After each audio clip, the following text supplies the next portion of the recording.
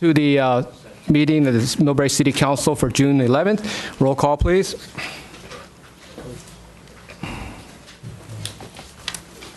All council members are present. Okay, maybe can I ask Mayor Cole Pietro to lead us in the Pledge of Allegiance? Would you mind? I don't mind. Okay, thanks.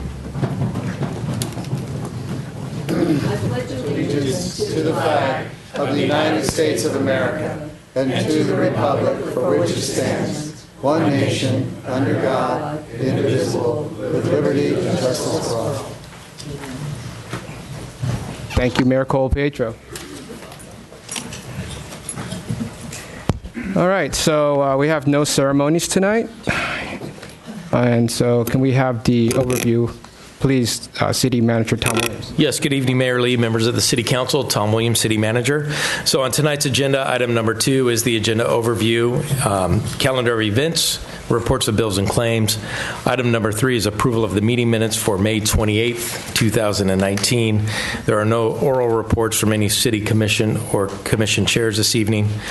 That will be followed by public comment, and that's anybody from the public can address the City Council on any issue for 3 minutes that is not on the agenda.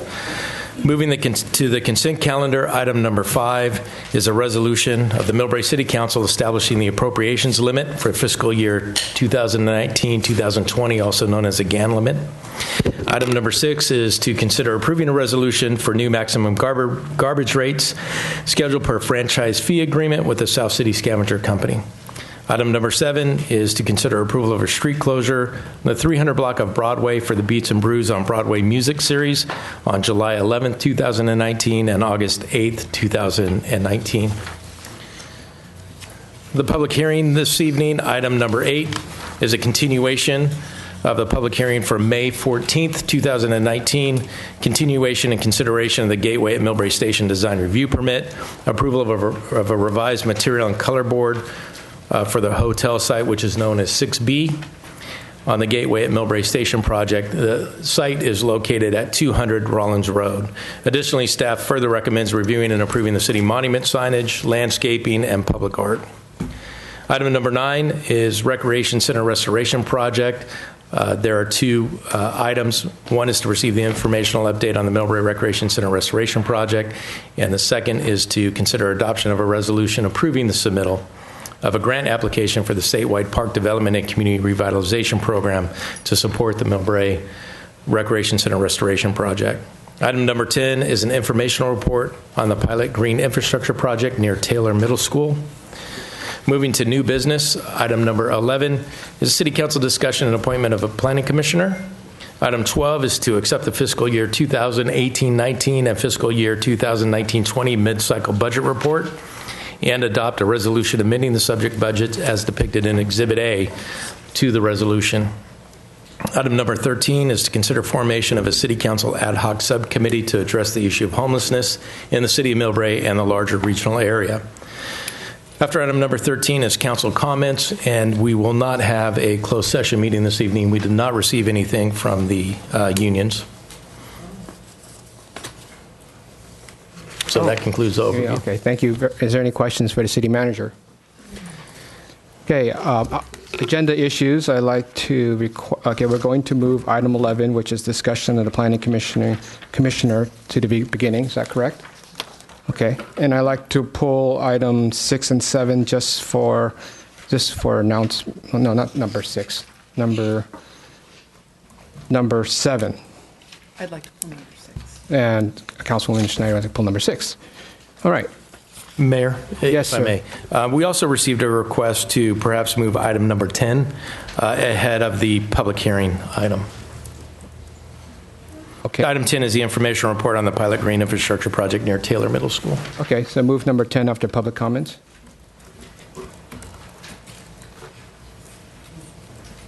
Okay.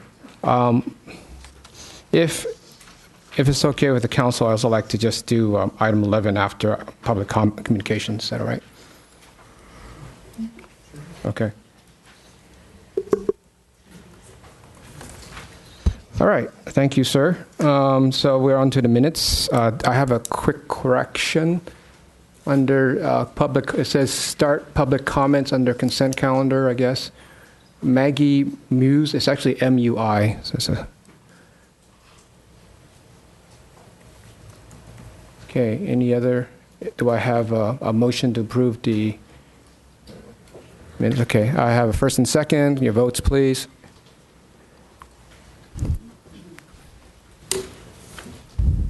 Okay, thank you.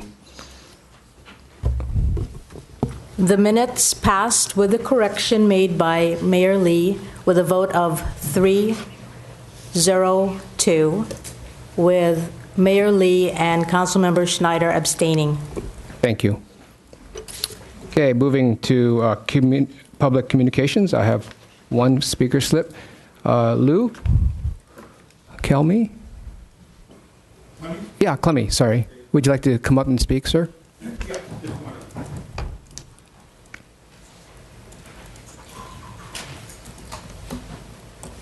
My name is Lou Clemmy. Sir, could you speak into the mic for the home audience, please? My name is Lou Clemmy. I was the first graduating class out of Mills High School, 1960.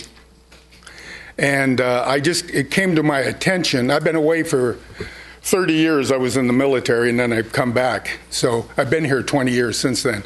But it came to my attention, they had a meeting at Mills High School. The head of the San Mateo Union High School District used College of San Mateo because they put housing on their campus as a justification for doing the same thing for the high schools in the San Mateo School District. Unfortunately, they want to put it right in my backyard. Eight houses away from my house on the baseball field, which I think it can't be 2 acres. It's got to be less than 2 acres. I walked it off. So they want to put 160 units, meaning at least 160 plus 80, 240 parking spaces probably underneath. I think it's 3 stories they're projecting. So anyway, the word came out. They said, well, what is there any other alternatives? And it's not just for Mills High School personnel. It's for everybody in the district can live there if they qualify. So we said, well, somebody came up and said, was there a place called Crestmore High School? I never heard of it. I went to school here in 1960. It didn't exist. I come back here, it's already gone. So my thought was maybe it wasn't necessary to begin with. That's one thing. And if they were going to build housing on the Mills campus, on Murchison, they built a bunch of condominiums that used to belong to the high school, the land. Okay? My dad always told me, if you have something you like, you can only sell it once. You can't sell it twice.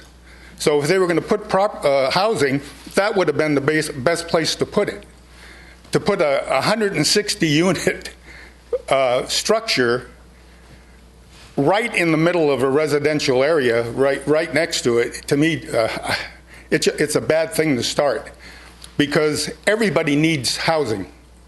Every organization. You got a parking lot over here. Have you thought about putting a building there for your personnel that work here?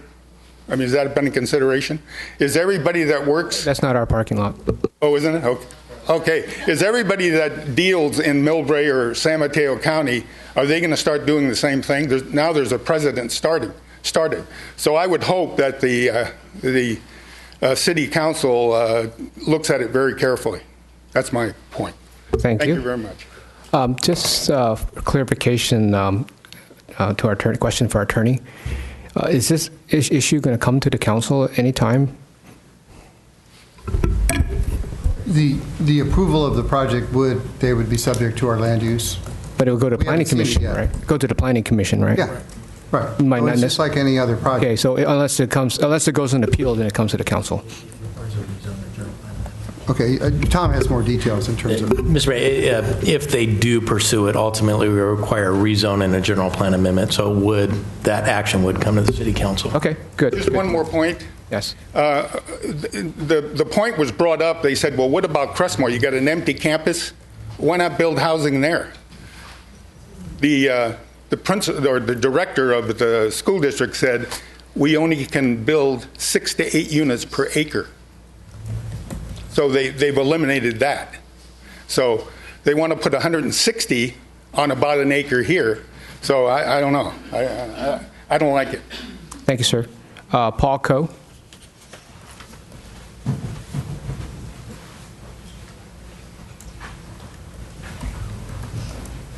Kale.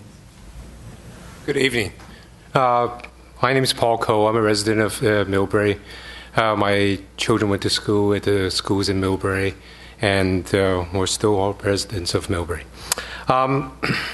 My concern, being a resident of Millbrae, is that the San Mateo Union High School District may be going behind the backs of council members, the Planning Commission, city manager, because there is a plan that is to put 160 units of housing under the guise of teacher housing for the Mills teachers, which in theory may sound like a good idea. But when you unveil what they're actually doing, is that they're actually using that as a basis to make it open for the entire San Mateo Union High School District that goes from Cappuccino down through San Mateo to Aragon, Hillsdale High School, San Mateo High School, and make it available not only for teachers, but also staff and administrators without any criteria. What does it do to the city of Millbrae? As Lou was saying, it adds to the burden of Millbrae. We're going to be setting a bad precedence of having a lot of people that are not Millbrae residents being funneled into Millbrae and using the Millbrae infrastructure to support this, whether it's fire, police, sewer, roads. Look at today. The Mills High School is having their teacher parking lot resurfaced. The street is an absolute mess on Murchison today. There's gravel, there's tar, there's construction going on. They don't care. It's left as a mess.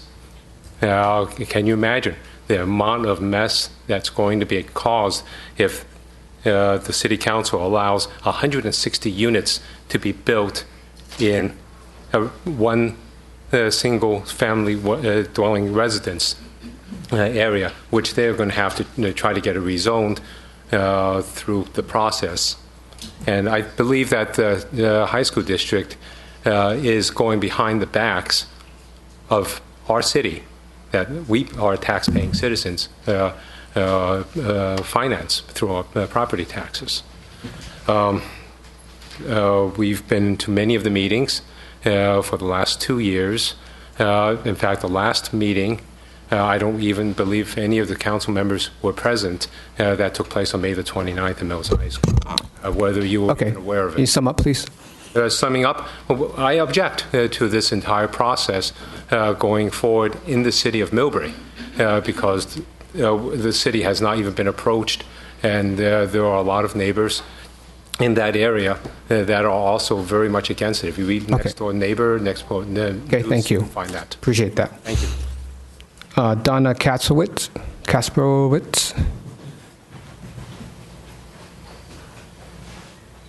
Hello. Hi. Just please speak into the mic for the listening audience at home. And then with the green light means 30 seconds, or yellow light means 30 seconds, red light means, I forgot to tell everybody, means that your 3 minutes is up. Okay. It's on. Okay. I am a citizen of Millbrae. I am a resident for about 27 years. I live on Murchison.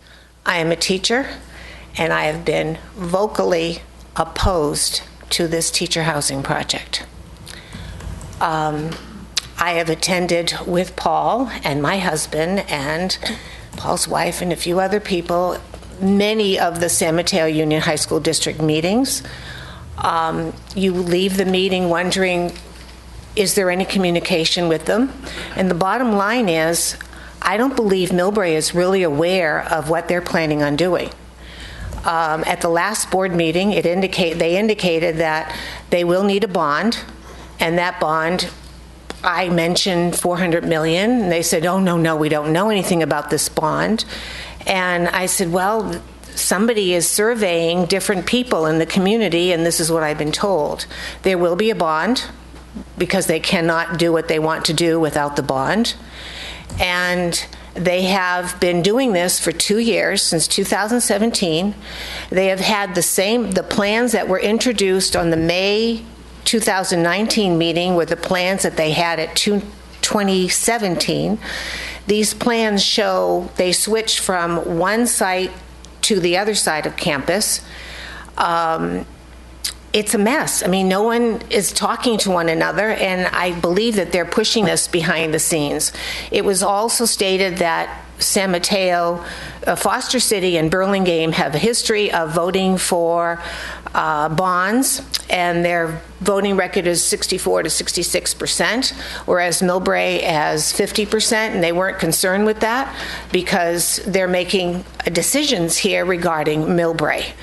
And I wanted to say, well, maybe Millbrae is being concerned about taxpayer money. And I'm not so sure that they're interested in it. As Paul has indicated, it's going to open it wide open. You already have 2 projects on Millbrae you've got one and then the second one. And then now you just keep going up Millbrae and there'll be another project there. And I'm very, very concerned for the makeup of that area. And there are a lot of teachers, and I don't teach at Mills High School, there are a lot of teachers who say they're not going to live there. They're not going to live on campus, and that's exactly what it would be. It would be living on campus. And so it's going to be opened up, and he has spoken. It's Dr. Skelly is the superintendent who's just pushing this through. He's been relentless, been very open about it. I will continue to be very open about it. He's relentless, and the red light's going on, so I guess I need to shut. Yes, please sum it up. Be quiet. Okay. All right, thank you for your opinion. Appreciate that. And so that kind of gives a good point. I think that perhaps the city, there's confusion. There will be some confusion about the city's involvement with this project. So if we could provide information and a link to the school district on our website, that might help, or whatever information we can provide on our social media. Vice Mayor? And Mr. Mayor, I may be wrong, but I believe the high school district has not even, at this point, determined that Mills High School would be the location for the housing. Is that correct? They still would have to plan it out before it would even come to before they even submit anything to our planning department. Correct. Several things just for the public. One is we did have staff at that meeting, so we're well aware and monitoring what the school district is doing, so we do know what they're doing. But yes, correct, you're right, council member. They're just in the very preliminary feasibility stages now. As a matter of fact, the superintendent and I have a meeting tomorrow to discuss this, and I have sent correspondence to the school district relative to what the city requirements would be. As we briefly mentioned, the rezone general plan amendment, they will have to go through our process. So we will get information out to the public as well, but we're aware. Yes, Councilwoman Pappen. Just for clarification, the lady's last comment there appears, are they trying to involve city property in this recent proposal? So just to the west of the baseball field in right field, we do have a surplus property, which is a single-family property, a little over 6,000 square feet, that we have surplused as part of our funding strategy for the recreation center. We did receive correspondence from the high school district that they are interested in talking to us about acquiring that piece of property, so that's where some of that confusion may be. We're obligated to, as a other taxing public entity, to address that issue with them, and I'm working with city attorney to do that.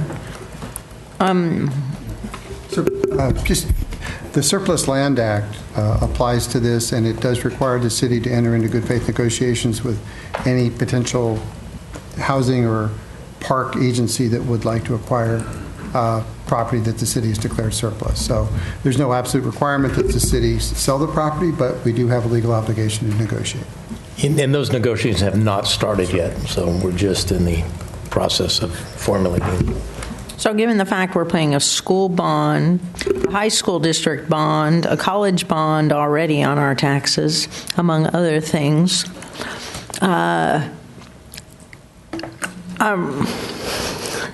could you find out if they're polling in our backyard right now?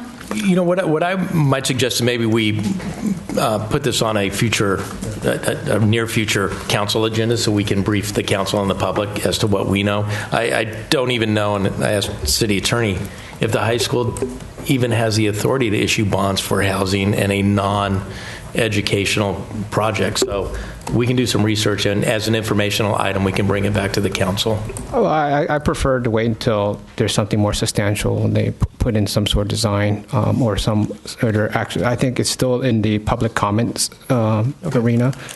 Councilwoman Snyder. Well, we will keep you informed.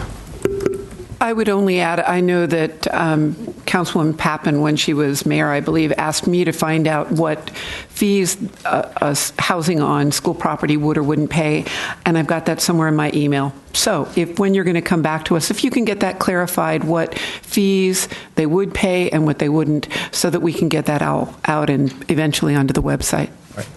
Thank you, Vice Mayor, for your comments. So my intent is just to ensure that the public has the information that they seek, and so the city is not answering a lot of questions that they cannot answer, and that they're directed to the correct source. Councilman Oliva. I think that's a great way to approach this, because I think the concern is that people are the schools are behind people's back, and we want to be as transparent and we want to be on the forefront. So thank you for taking that forward. Okay. All right. Thank you for, I think I got everybody. Is anybody else, any public comments? Anybody else? No? Okay. So let's move on to item number 10. Public comment. No, we're on public comment. We decided to move item 11 and 10 up. So do you want to do 11 or 10? 10? Okay. 10? 10, okay. Public, okay. So discussion about plan. Anybody want to pipe up first? If you don't have to, or you just make a motion. So it's appointment to. We have Mr. Mayor, we have a briefing that our Public Works Director, Mr. Keelan, will that 10 was. 10 is, I'm sorry, number 10 is the report on the pilot green infrastructure project. I'm sorry, I got 10 and 11 mixed up. So my apologies. Information report on the pilot green infrastructure project near Taylor Middle School, and Deputy City Manager and Public Works Director Keelan. Thank you.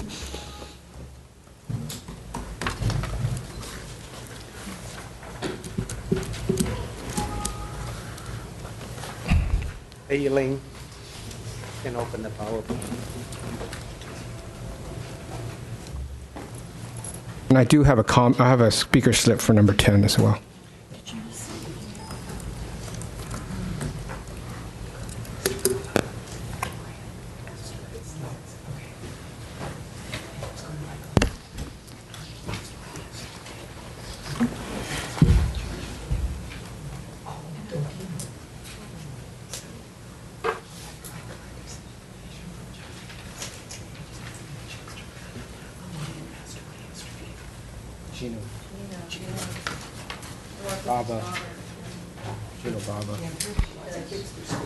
Okay, you ready? Good evening, Mayor, Vice Mayor, and members of Millbrae City Council. Keelan, Public Works Director.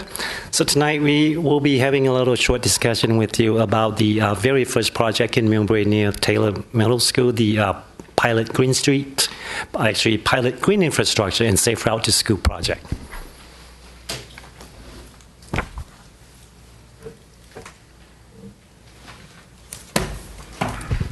So in September of 2017, CCAG issued a grant opportunity, and Millbrae decided to apply for a pilot green infrastructure safe route to school project. So we put in an application, submitted that to CCAG, and the following years in February 2018, our project was selected for funding. I think we are amongst about 10 projects out of those applications that were received by CCAG to be selected for funding.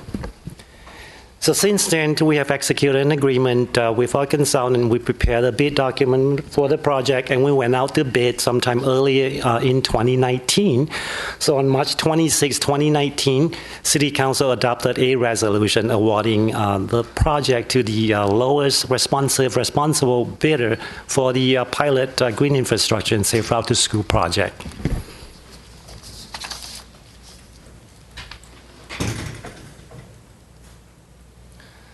So why is this project important to us? There are two main main objectives that we're trying to achieve on this project. First and foremost, it is the safety for pedestrians near Taylor School. There are a lot of kids that are walking to and from school, and the project will improve safe route to school at the site. And the second objective of the project is that it will meet our NPDES permit, which is the stormwater permit, by reducing pollutants of concern flowing into the San Francisco Bay by installing green infrastructure at the Taylor, Elmina, and Ashton intersection.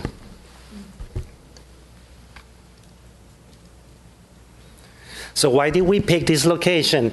If you look on the presentations, you would see the pictures on the left-hand side. And it is a very confusing intersection right now. You almost have a five-legs intersection coming into that intersection. So if you look at the pictures on the right-hand side, this is the proposed improvement that we are going to be implementing at the intersection by adding 3 green infrastructure at the location there. As you could see, that would be one on, actually all of them going to be on Taylor. So we'll have 3 extension, curb extension at Ashton's and Taylor. So this one, that one, oops. This is the second one, and then the larger one, which is right about here. So you would see that we actually are making the intersection a little tighter. But this is a term that we call now, it is called road diet. So by narrowing the street, by adding curb extension to Taylor Boulevard to slow traffic down. So this section is what we call road diet. And also right at this corner here, we are putting a larger planting area. There will be having some planting, and the plant material will provide sort of a bioretention type of feature that would remove pollutants of concern such as PCB and mercury from the stormwater runoff. And one of other main reasons why we chose this location, because the Department of Education of San Mateo County had conducted a safe route to school walk audit at Taylor Middle School, and this intersection is recommended for some sort of a safe route to school improvements.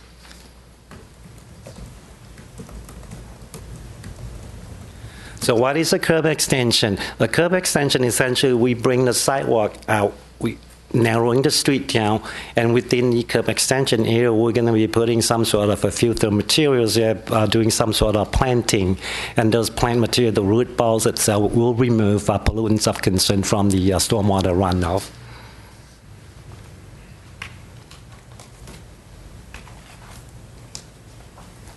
So we have some concern from some of the residents at and near the project site. They have voiced their concerns about potential loss of parking on the street. So we just want to point out to you that we do have a corner setback regulation in our city, which is on the lower right-hand corner, and this is taken out from the Millbrae Municipal Code Title 4. So we have a 35-foot setback area where any type of vertical obstruction cannot exceed 30 inches. So essentially, this whole area should not, nobody should be parking at the intersection there. So by having the curb extension installed at this location, yes, we might be we definitely will lose sort of one parking spot, I think.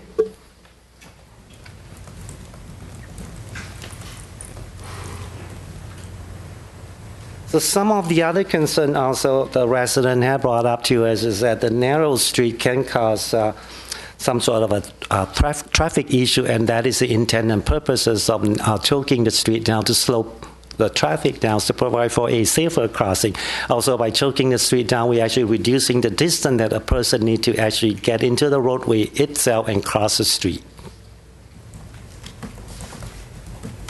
And I believe that there are also some discussions about the type of species of trees that are to be replanted at the curb extension, the 3 green infrastructure location.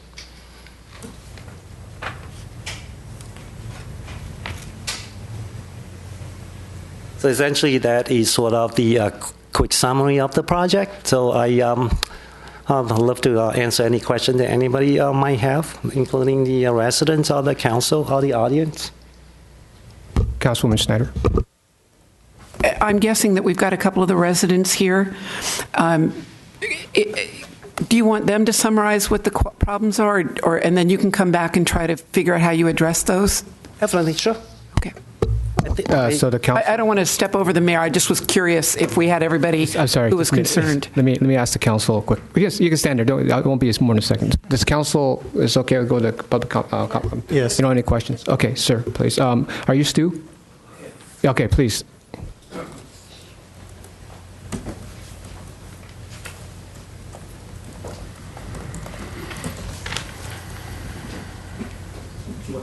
Yeah. So Stu, you have. Wait, don't start. So you have, the yellow light means you have 30 seconds, and the red light means you need to sum up. And then speak into the microphone for the people at home so they can hear you. So he gets as long as he wants? Yes, he does. 3 minutes. That's why we pay him the big bucks. I thought that there would be more people here because the Lakers aren't playing. I mean, I'm from SoCal. The Warriors aren't playing. But I guess I was mistaken about that. Good evening, Mayor, Council members, city staff, and fellow citizens. My name is Stu Vanook. I live at 811 Taylor. I'm a 13-year resident so far, and the pictures that you see here are my house. I want to thank you for the opportunity to address you. I usually start the talk with a joke, but instead, my wife and I would like to start by thanking the city staff for their diligent work in preparing the grant proposal and getting funded. That's to be lauded. We, my wife and I, do not oppose the goals of this project.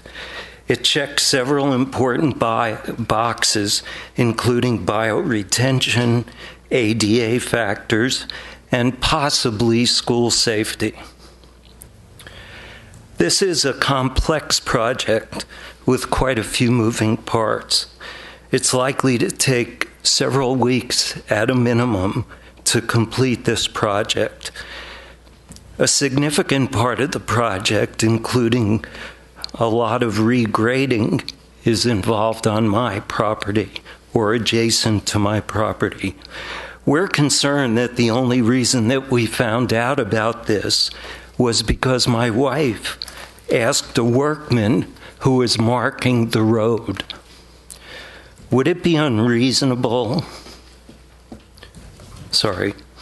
to make a homeowner aware that their property will be impacted for an extended period of time, perhaps giving the affected homeowners a heads up about upcoming work?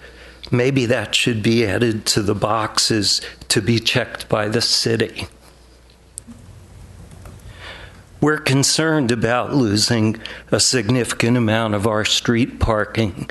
I would disagree with the assessment that was made based on the fact that teachers from the school, as well as other people, park all the way to the corner. I've yet to see any kind of enforcement, whether that's the regulation or not. That was a major box that my wife and I checked when we purchased the home. We've not been privy to any traffic study related to school safety. Sir, can you please sum up, please? I'm sorry? Sum up. Yes.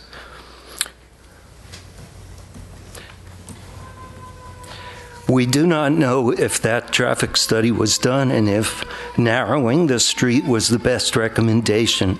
I do not purport to be a traffic expert, but if you've witnessed the chaos of morning drop-off and afternoon pickup at Taylor, it is clear that more is needed than creating a bottleneck a few yards from the school. That bottleneck is also very, very close to current stop signs. So it's not like cars can accelerate in that distance. If you proceed with this as proposed, there are other issues to address, some of which were mentioned. I have asked to see if I could get a survey project map that superimposes our property on this project. I've yet to receive that. Hardscape and drought-resistant plants that we installed between the sidewalk and the street to mitigate erosion need to be removed and repurposed. That will take time and that will take energy. There are other questions such as trees, sidewalk replacement, and retaining wall drainage that need to be addressed. We look forward to hearing from you soon, as we know you have a short window. Thank you very much, and thank you for extending my time. Thank you for speaking. We appreciate your views. As the council, I think if you could meet with the director, and he might be able to answer any of your questions as well. And if you have any concerns, did you have follow-up, Key?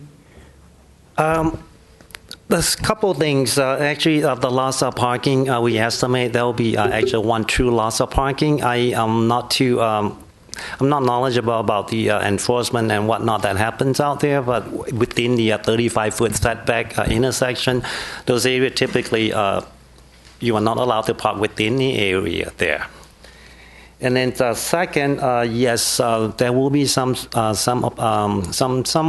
chaos, if you will, during construction, like with our project, but all the property will be restored in kind, and some of the vegetation that the property owner had planted will be removed, and we'll actually make it better. We'll reinstall, do a curb extensions out in front of their property at 811, and then the landscape should actually mesh well with the whole intersection there.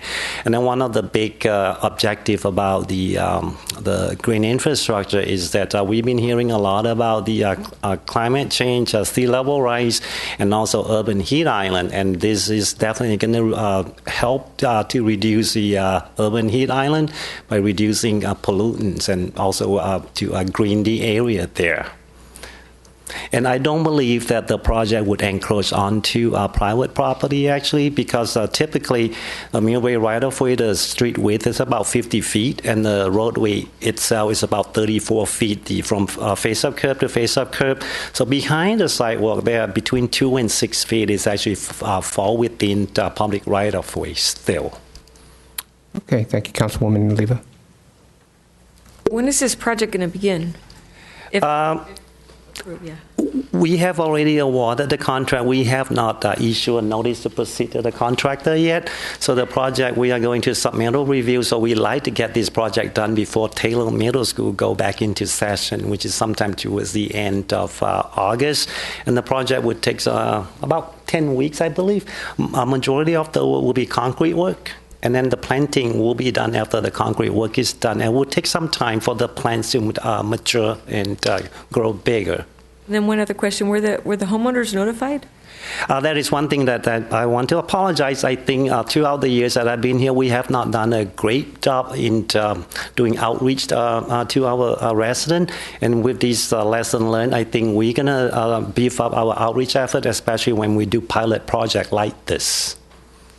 And we did not really get too in touch with the property owner. Like the property I mentioned, they found out about the project because the contractor was out there laying out some dimension for the project.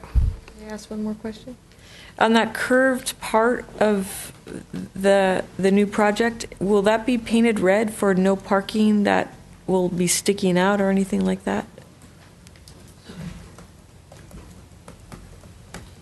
Because some of the cars now are very tiny that could probably fit like on that curb, and that would be very obnoxious in front of your house. It is not in the project scope, but it is not a difficult thing to do. If something that that can be done, and we'll definitely do that. Either we do it ourselves through our maintenance crew, or we'll do a quick contract change order with the contractor to get it painted to prohibit parking in the intersection. And just a thought, if it was living across the street from a school, which I have myself before, I mean, there is times that people drop off, but to have a car there all day long is not always pleasant.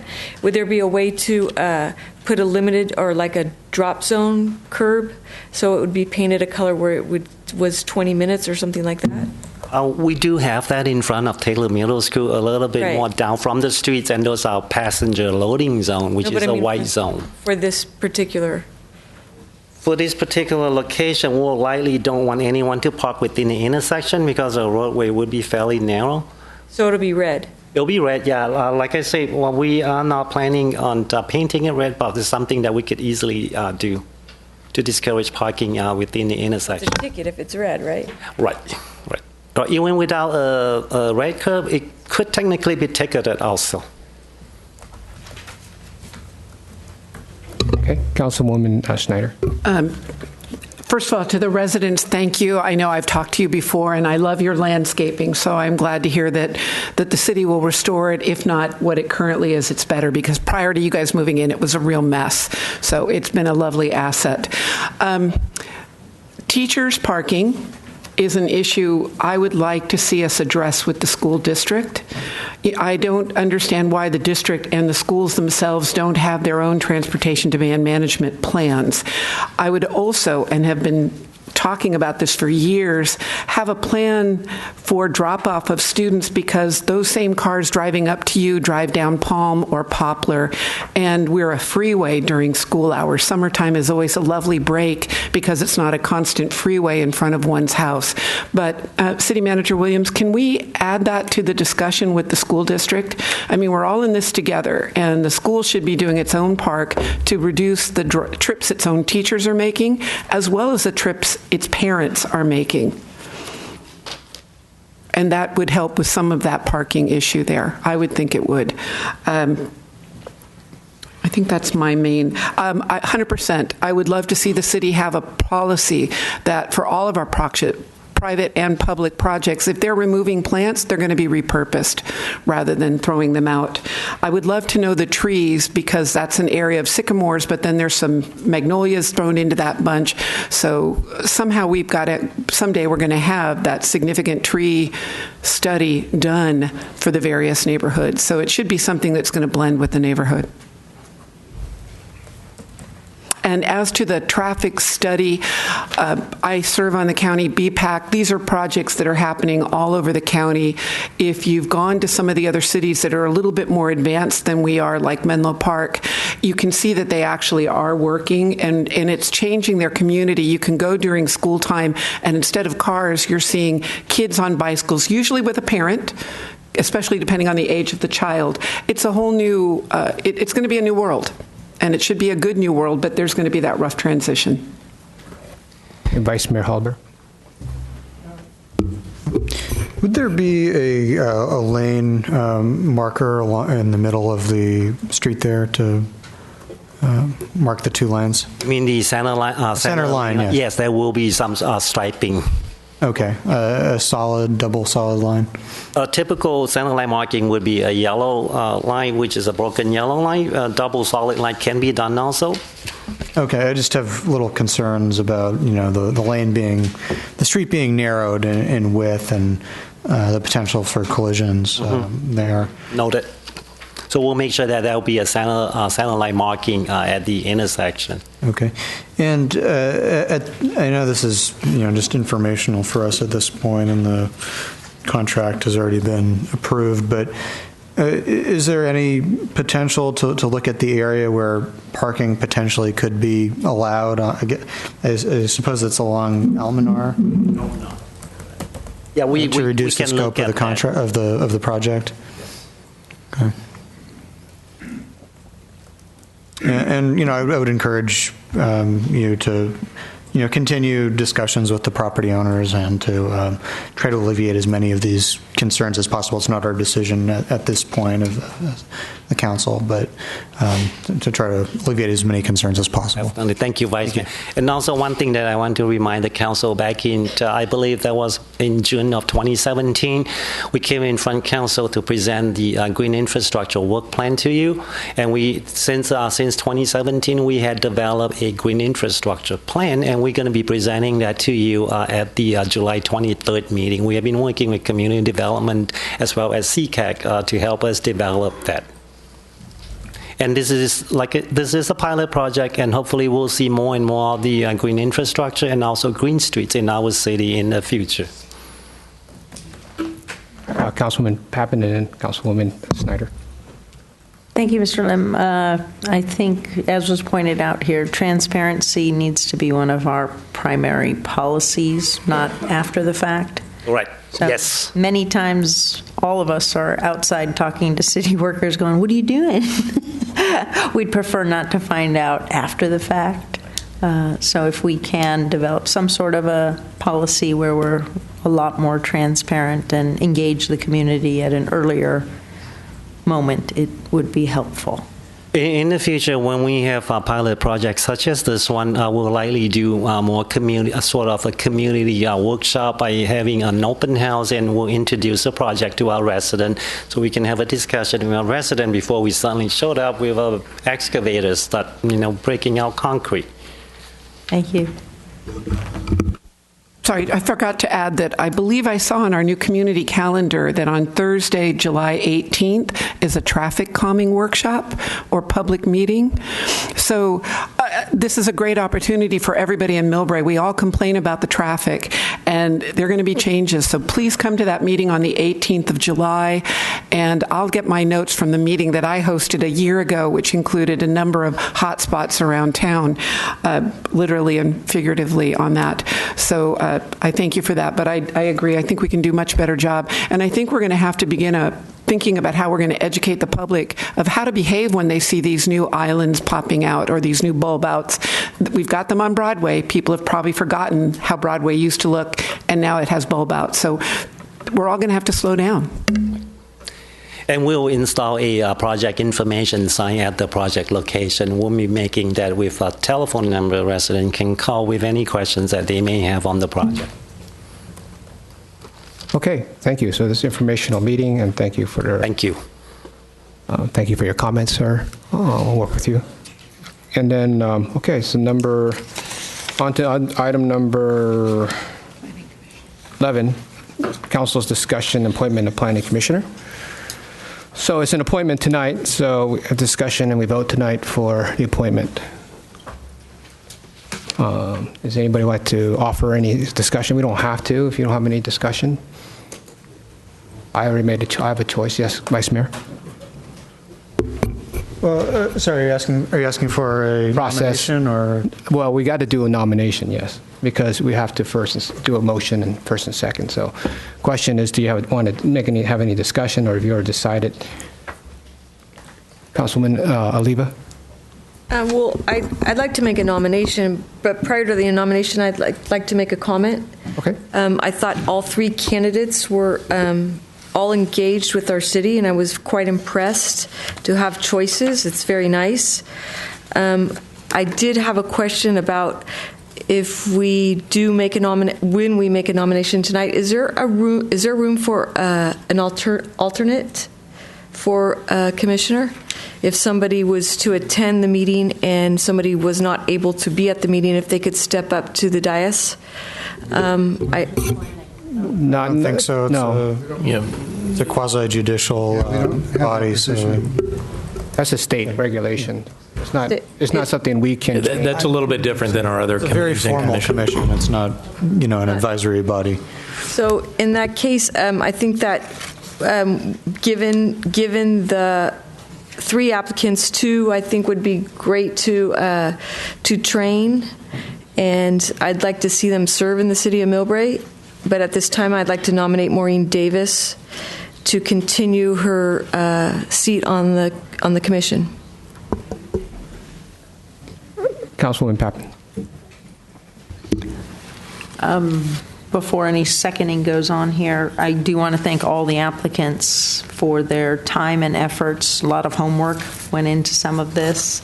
Mr. Green probably knows a lot more than many of us as far as the regulations that we have, and it was very impressive that everyone had a vision of the city of Millbrae, and we greatly appreciate that because it is about the community coming together here, and the Planning Commission is a big, big part of how this city is viewed and shaped into the future. So that was very impressive.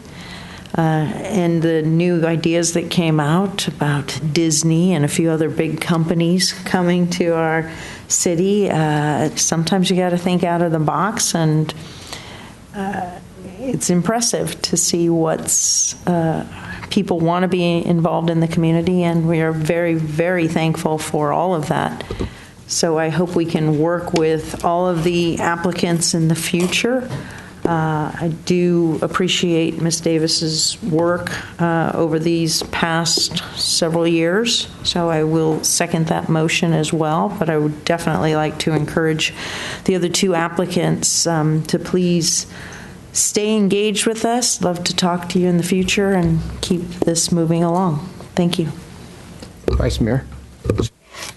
Yes, I'd like to echo those comments that were made as well. I think we did hear some excellent ideas tonight, I think, in terms of trying to improve, capitalize on our location with SFO and to try to divert some travelers to Millbrae for potential, as a potential retail destination, as well as some of the ideas, for example, of that Mr. Green brought up about the city of Santa Fe and their point-based system, I think, is an option to explore in Millbrae. And I would certainly encourage our planning staff and our commissioners to maybe try to find a time to meet with the applicants to, pick their brains a bit about, potential ideas and how to bring those things to Millbrae, especially as we're going through the general plan update. But, I think Commissioner Davis has done a great job on the commission so far, and I believe she is very well deserving of a second term. And I would go ahead with those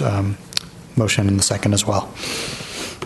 Councilwoman Schneider. I agree with my fellow council members, but I think Mr. Green pointed out something really important for the city, and he's a renter.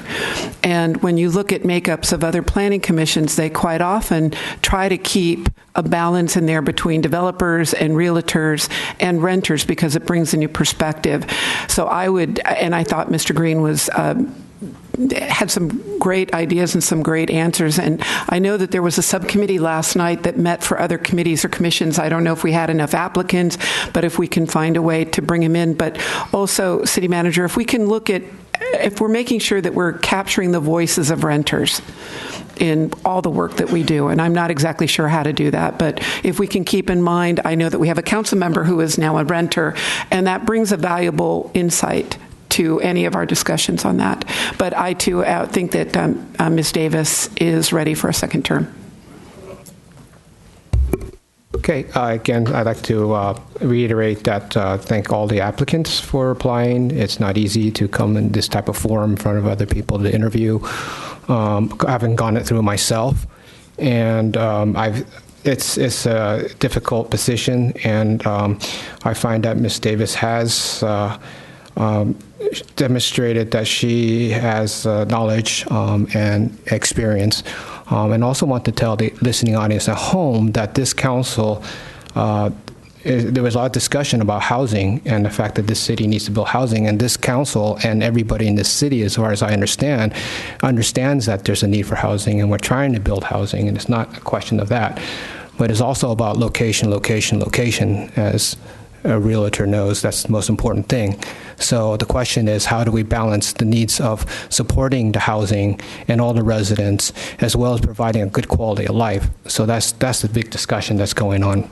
And so locations, does housing belong or commercial belong in a certain location? So certain places makes more sense for housing. You wouldn't want to put a housing in the middle of a sewer treatment plant or right next to it. That's probably not, conducive for housing. So it's that type of thing. So we have to also remember that we have to also provide a good quality of life for the existing people who live here. So do we tax them more to pay for the new housing, or do we provide more tax base so then we don't have everybody can have a good quality of life without overburdening one sector of the population over the other? So yes, housing is a critical need right now, and it's going to require some critical thinking. But it's not. But we're not. One thing the council has also agreed that we don't think Sacramento has mandating all one approach that fits all is going to help the city at all, or any city. That we have to figure this out, and we're looking at exceeding our RENA, which is the residential. I forgot what it stands for. Assessment. But in other words, our commitment to build regional housing assessment. But it's our commitment to build housing, and we're going to go over 100% with all said and done. And we're still going to go over, and we still have potential to go over that. I would like to thank staff in particular for providing training to our current planning commissioners, and if we could open that up to some sort of a public perspective to encourage people in the future to participate in this portion of the city operations, that would be great. Okay, thank you. Yeah, we did, but you have to do Okay, your votes, please. We like to push our buttons. The nomination for Commissioner Maureen Davis's reappointment passed unanimously. Okay, thank you, and congratulations, and thanks for your service. And again, we'd like to thank those applicants who applied to please stay engaged. We really enjoyed your enthusiasm, and we appreciate and applaud your presence. Okay, so on to consent calendar. We have one item on the consent calendar, number 5. Does anybody like the motion? We have one item. Okay, and your votes, please. Okay. Item number 5 is resolution the City Council establish appropriation limits for the fiscal year 2019-2020. You can make me read all of these, aren't you? Read the agenda, aren't you? Okay. Let's get your votes, please. Item number 5 passed unanimously. Okay, thank you. So item number 6, resolution approving a new maximum garbage rate schedule per franchise agreement with South San Francisco Scavenger Company. Shelley Ryder.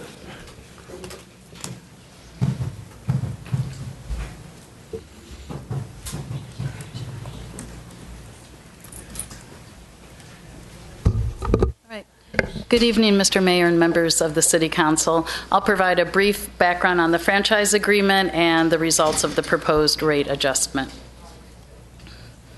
In 2009, the City Council at that time approved a new franchise agreement with the South San Francisco Scavenger Company for an 8-year period that was about to expire in 2017, and it was approved for another 8 years.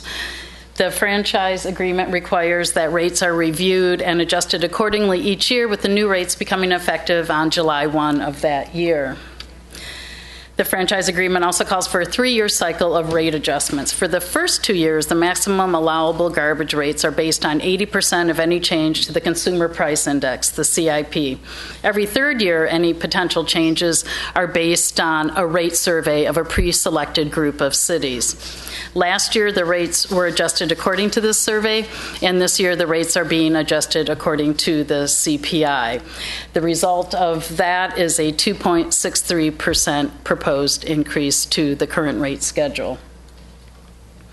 I'll give real briefly some examples of the more common services for garbage and recycling and how those rates were affected.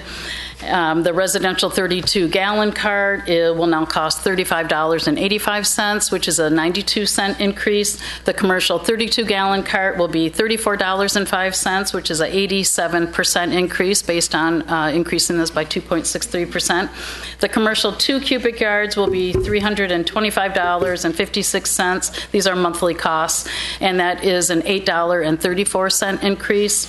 The 14-yard temporary debris box will cost $667.93 for a 7-day period. That's a $17.12 increase. And last, the compactor rate will cost $67.29 per yard, and that's a $1.72 increase.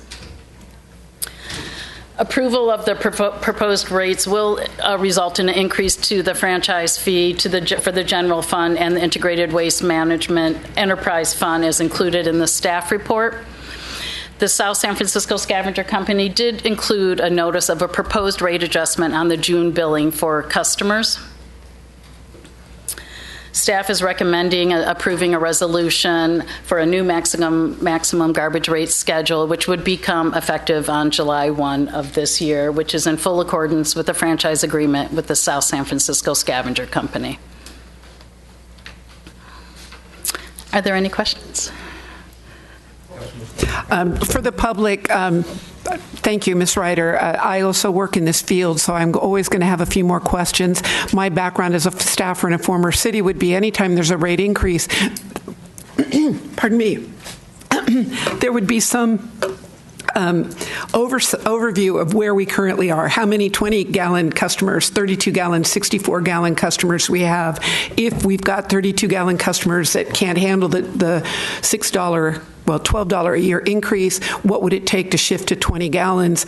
Questions like that. Not that you have to go into it now. I don't have a problem with the rate increase. I think it's reasonable given what has gone on in the area.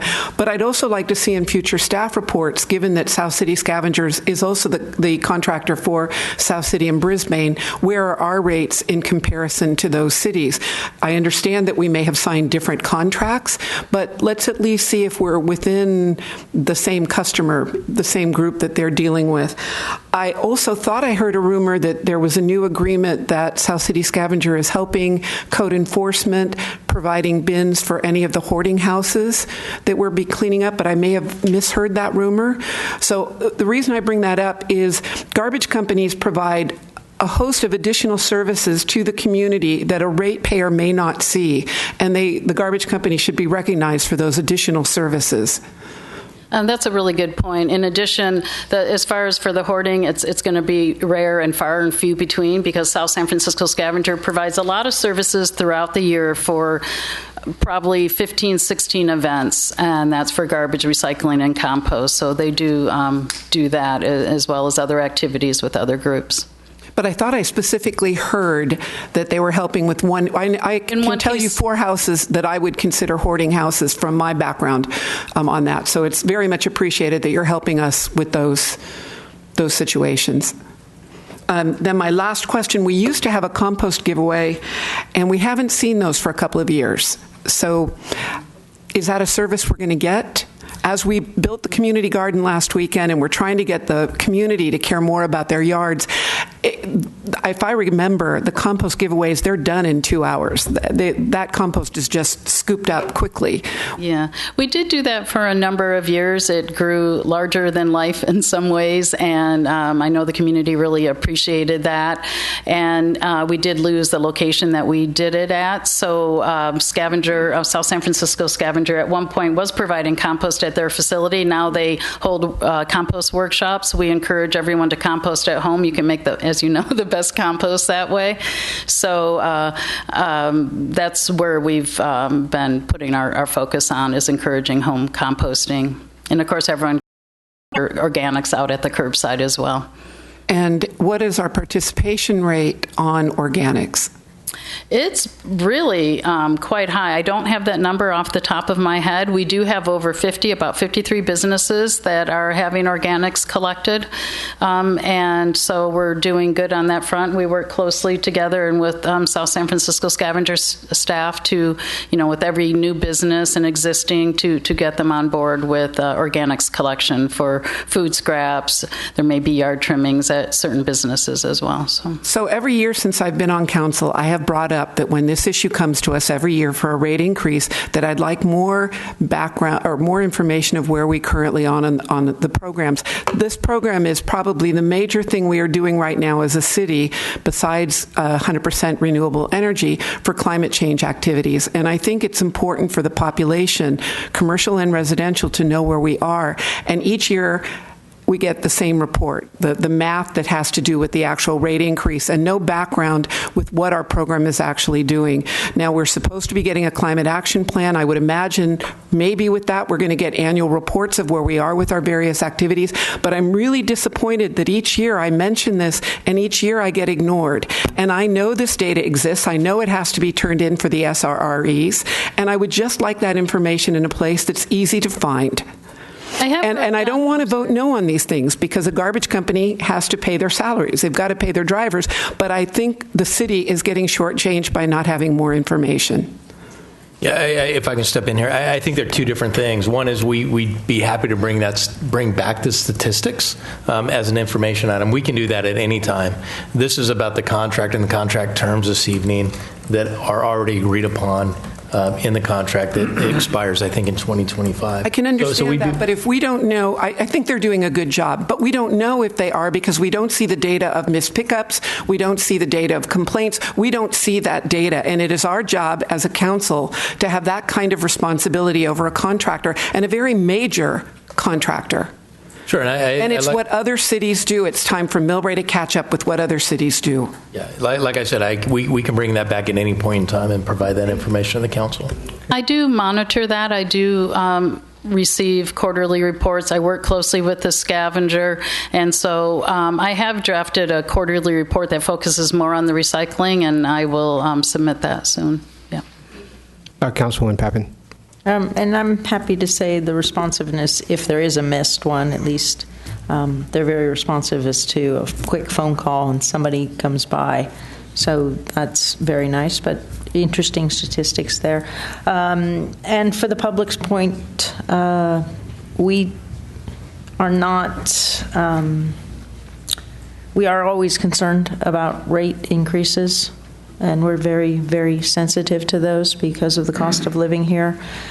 From the company's perspective, as Ms. Schneider noted, the average wages are going up at the state level and throughout our community, and costs are rising just to provide these services. So South San Francisco Scavengers has been very responsive, and we look forward to working with them in their community aspects too. They've also been a very active part of our community. But please know that anytime there's a rate increase, it concerns us all, and we try to work with everybody to avoid these, but it's here. So thank you. Vice Mayor. Yeah, and on that note, I'd like to point out that the rate increase is below the CPI increase, which is, I think, a rarity in many of our contracts. I wish our water rates could be kept below the CPI. I wish our sewer rates could be kept below the CPI, as well as many of the other projects that we have to do. CPI doesn't cover the infrastructure. Yeah, escalation in construction and many of our public works projects is double digits. So. I think we're fortunate to have this contract, and we have great partners with the scavengers, and I think they're doing a great job. And a 2.6% increase is extremely reasonable, and happy to support it. The CPI is the indication of inflation, in case people know what that means. Anybody else? Okay, I'd just like to echo exactly where I was going to go. And while we're sensitive to everything, I think we're all taking the right approach to check out the numbers of transparency. But I would say thank you, Councilmember Schneider. I think that at a different date, on a different realm of what is with climate change and such, there's a lot that we can learn and a lot we can discuss over the statistics going forward.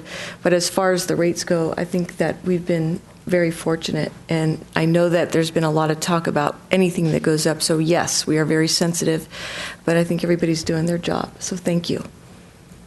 Shelley.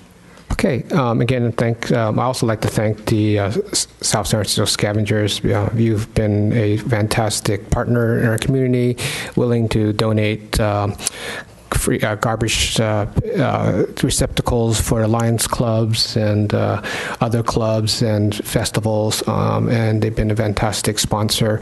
Did you guys want to make any comments? I mean, you don't have to, but okay. They want to be the strong, silent type. Okay, so thank you for your presentation. We have a first and second. Can I have your votes, please?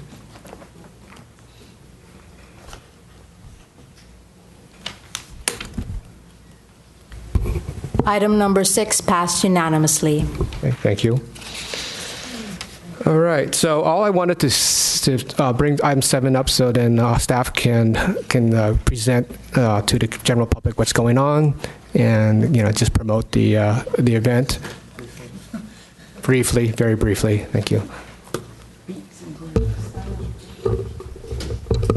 Good evening, Mayor, members of the City Council. I do not have a formal presentation, but thank you, Mayor, for bringing this off the consent agenda so that I can speak about it. Beats and Brews on Broadway will be a pilot music series that we'll be hosting in July and in August. So on July 11th and on August 8th. On July 11th, we will have the Buzztones performing downtown, and on August 8th, Fleetwood Macrame. It's a Fleetwood Mac cover band. And we will have a beer garden in Papes in the Bacchus parking lot, and the restaurants and business owners on that street have been invited to come out onto the sidewalk to set up tables and chairs and to serve patrons outside. And it's free. It is free, not the beer. Are we closing off the street, or it's just the parking lot? That is the recommendation, is to close Broadway between Hillcrest and La Cruz. It's actually south of the FedEx driveway on Broadway, so the area close to Hillcrest, so closing between that and La Cruz. And I understand that you're going to invite restaurants to put out tables and chairs out, so then you can make a more unique dining experience downtown. Yes, between Hillcrest and La Cruz, the businesses can come out onto the street, as the pedestrian access will be in the road.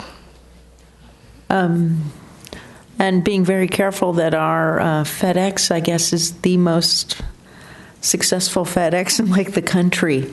Hard to believe, but yeah. It is. Thanks to Councilman. That's a fact. Yeah, that's true.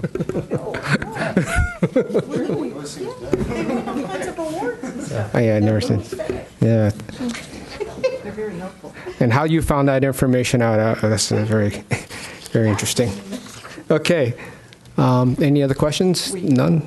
Okay. So you have a first and second. Your votes, please. And thank you for putting that together. We're looking forward to it. Thank you. Item number 7 passed unanimously. Okay, moving on to public hearing. I am opening a public hearing, for actually continuing the public hearing from May 14, 2019. Consideration of the Gateway Millbrae Station Design Review Permit. Approval of revised materials and colors for at the hotel, Site 6B, on the Gateway at Millbrae Station project located at I'm just reading this, 200 Rollins Road. Okay, so, Brad. Thank you, Mayor. Appreciate it very much. Good evening, Mayor, Vice Mayor, fellow City Council members. I am looking forward to Fleetwood Macrame. It's going to be a good time. But that's not why we're here. I'm here this evening to talk to you about the continuation of the Gateway at Millbrae Station project. We have had substantial conversations about the design and evolving the design, and tonight I'm here to talk to you about what the latest changes to the design are. So without getting into too much of the back history, I will note that back on March 26th is when the council conducted its first public hearing to consider the Gateway Design Review Permit. At that March 26th meeting, there was a resolution adopted that approved buildings 5A, 5B, and 6A. Also at that meeting and back in March, council directed the addition of trim on the top of the building of 5B, the addition of corner windows to the north elevation of 6A, and all that will be incorporated into the final design. Also, on March 26th, the resolution adopted to approve the building, which is the Hotel 6B, with the exception of those exterior building materials and colors.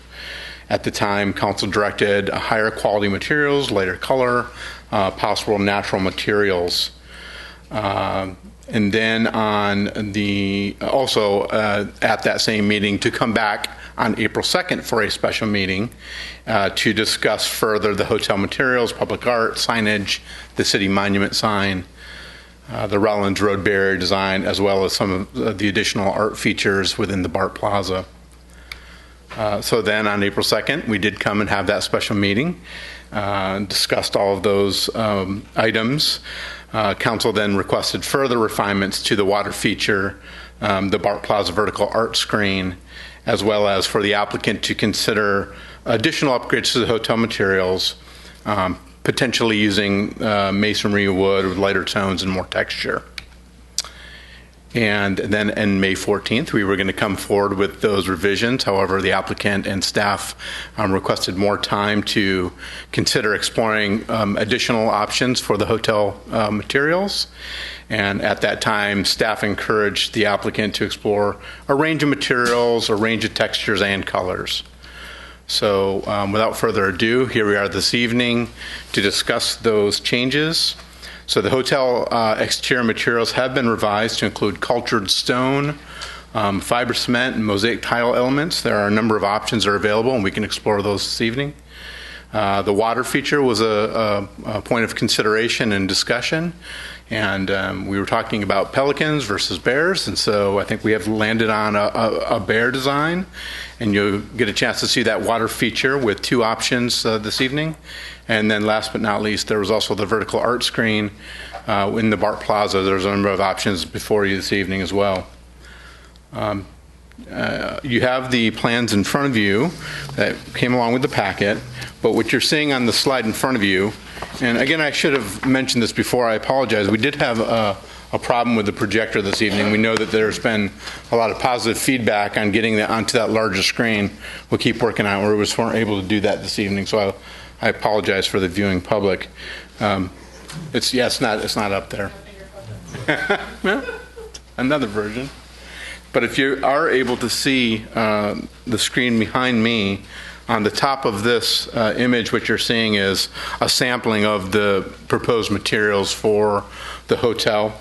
And then, of course, on the bottom, you're seeing the fully revised elevation that incorporates, really notably on the ground floor, cultured stone, mosaic tile, and stone tile elements. And I think that was a response from the applicant, predicated on some of the input from council to use more natural types of materials to lighten up the tone.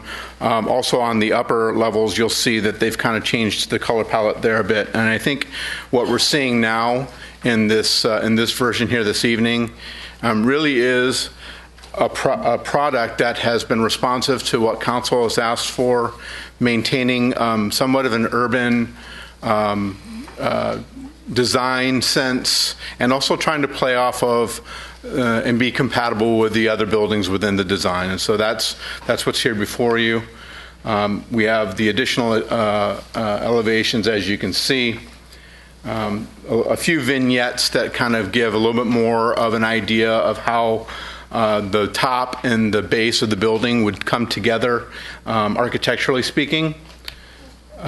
We also have the revised elevations along both the east and west. And then I know there was some discussion as well about how some of those upper level patios would be used. So here on the screen behind me is a sort of a vignette there that would show how that patio might come together and be a space where people are able to sit outdoors and have some seating and some landscaping and an area just to congregate on the upper level of the hotel. And then I'm going to show you a few other images that will show the water feature as well as the vertical art barrier design. All of this is leading up to the city's staff recommendation, which is to adopt the resolution this evening, which incorporate all the actions from April 2nd of 2019 at that public hearing, and then approve the design review permit to approve the building materials for the hotel, the public art, including the water feature, and the art barrier, if that's the council's pleasure for the project. So with that, I want to show you just a couple more images.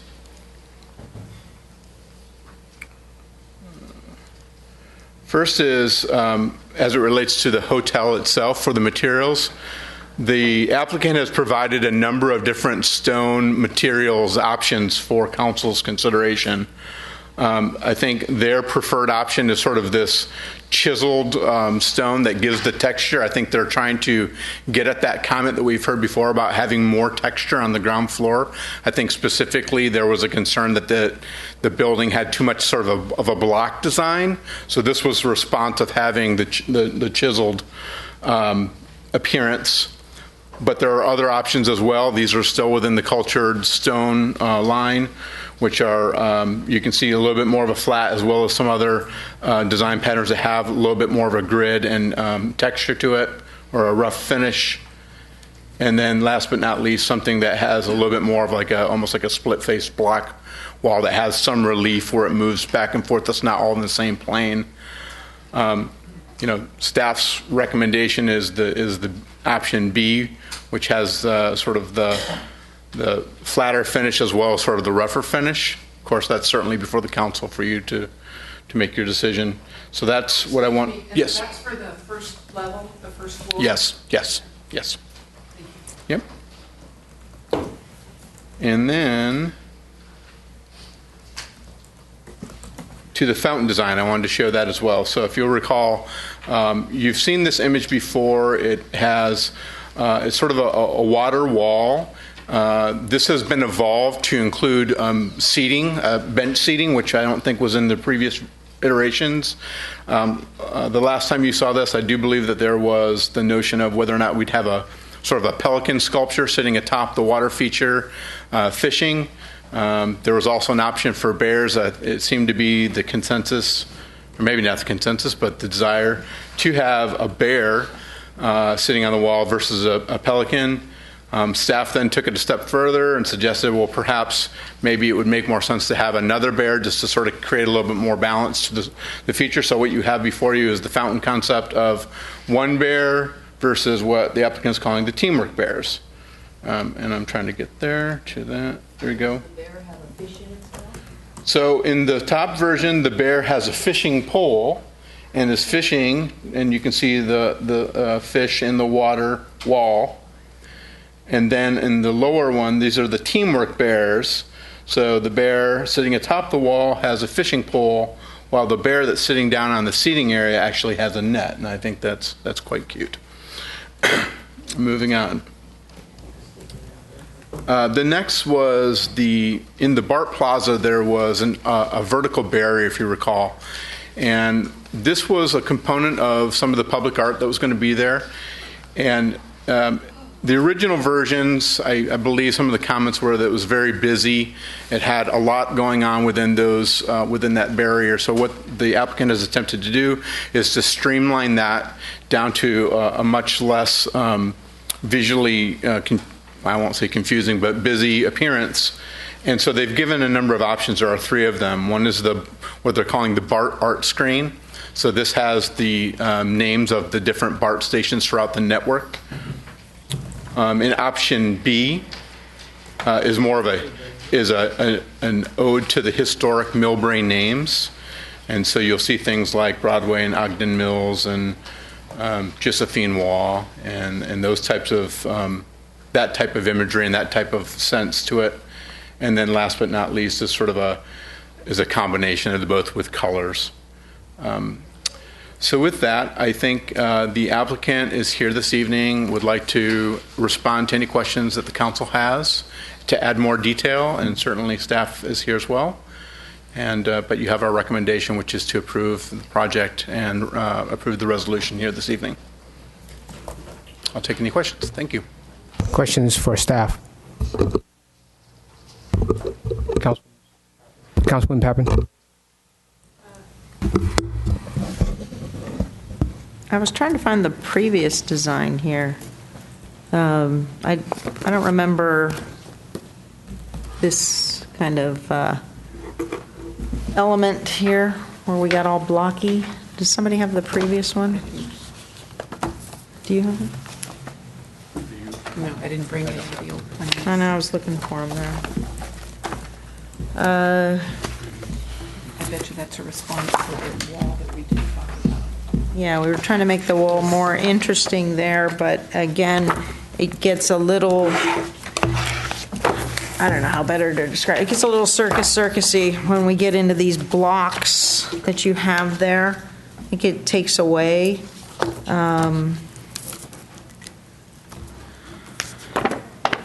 And our idea here is to get this going. So if we can, the audience, we don't need, this is just page 1 here, this one.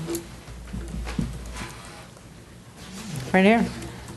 Well, okay, so you don't like the pattern, you don't like the color, or what is it? I don't remember seeing that. It's too, I mean, we're trying to get, I think the point here was to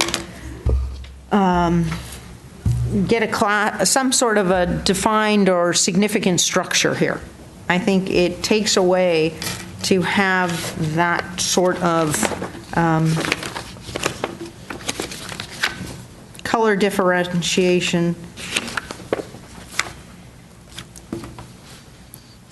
Do you see where I'm talking in the corner? You're saying it's too busy? Yeah, I'm saying it's too busy. Okay. I don't know.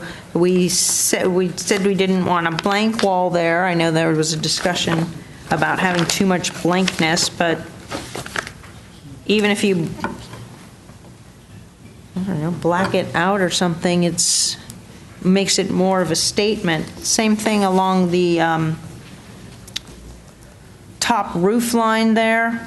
Okay, I'm just on, I don't know how you want to, when you never, 6B. Attachment to, I wish we would come up with page numbers for these things. Really, that's this one. Right, so that if you'll look, it does have the sheet number there, which is A5.04A. So that's the way in which the page numbers are done. Okay, referencing that page number, which you don't have on the screen currently. Please put it on the screen. This doesn't work up there. Oh.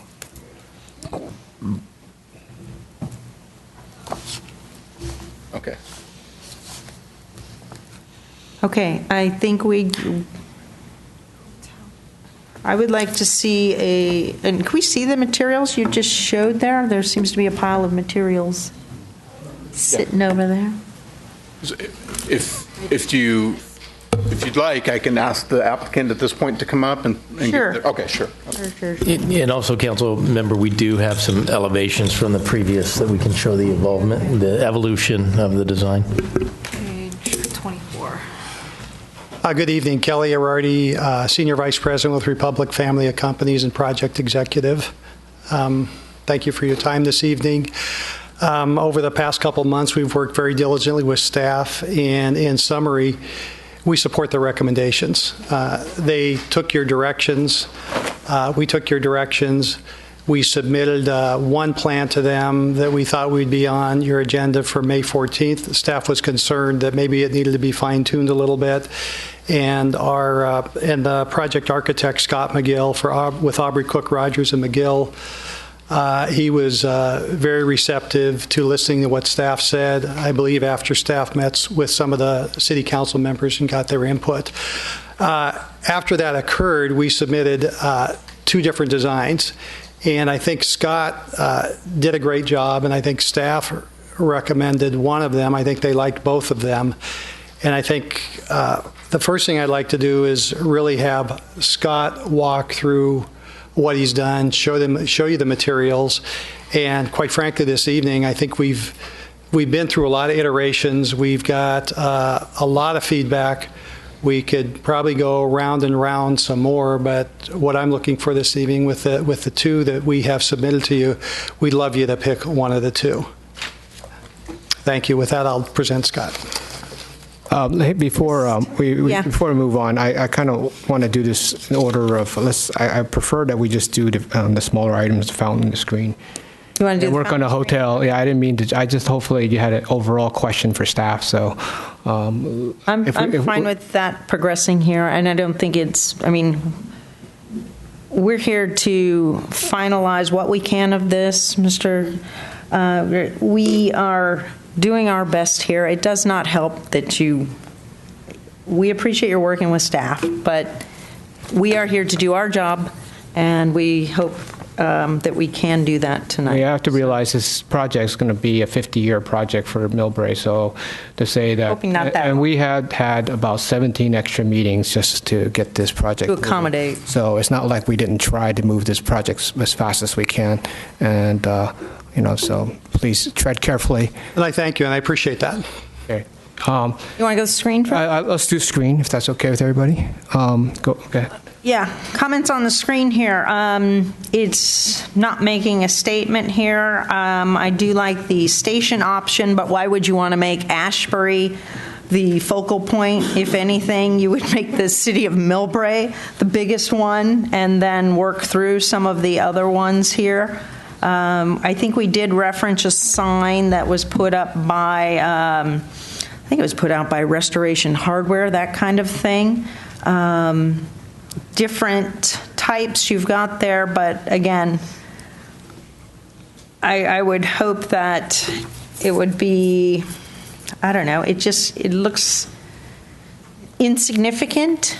I like the idea there, but I would like to see it be more of a statement. Is it the idea that you want to see through this screen, or is it just a piece of art that we're putting together here?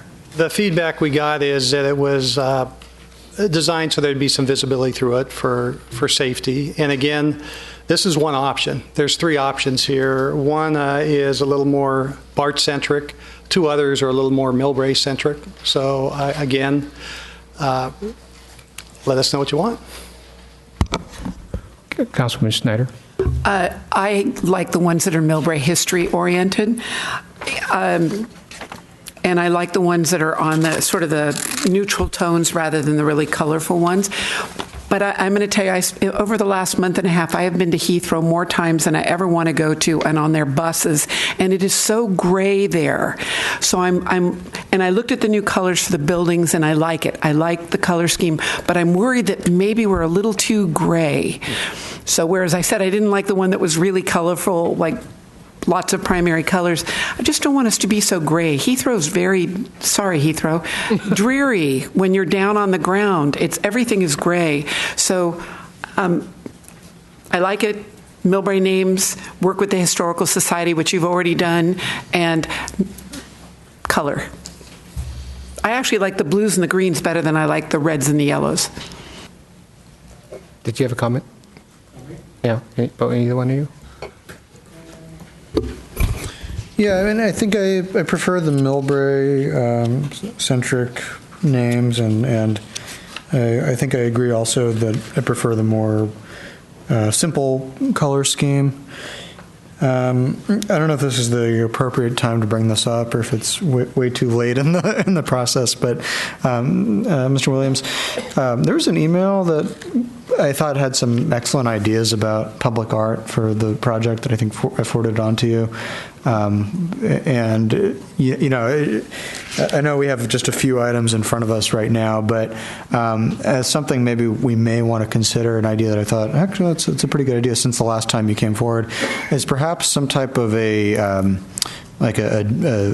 digital art screen similar to what's being proposed in TOD 1, and the locations that were suggested for that were perhaps the lobby of the office building as well as the lobby of the hotel, since those are more of the sort of potentially public entranceways to the project.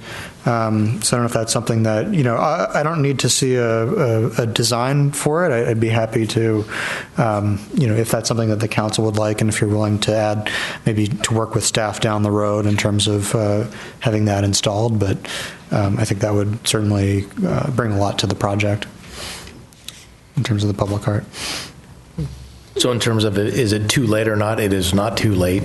And so we can. I don't know if those discussions have gone forward and well, yeah, relative to the also to the TDM coordinator section and having some of the information, not just in art, but also actually have a purpose for that as well. So train schedules and integrated within the art screen wall. So we did have that discussion. Yeah, along those lines, we've been mentioning that throughout this, and the other developer picked up on it. So I don't think it's unreasonable, the central part of this station area, to ask for the same sort of accommodation here. It's for the benefit of the commuters and the people that are going to be residing or doing business there. I think it would be common sense that it is within the station area to have something like that. We've mentioned it several times.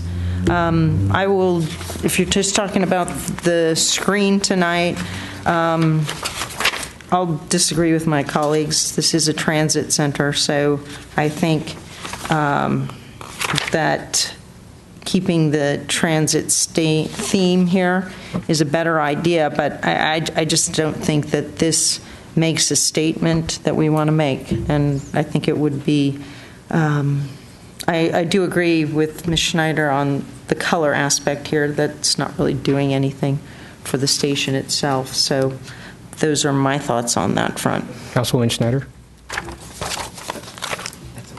Okay.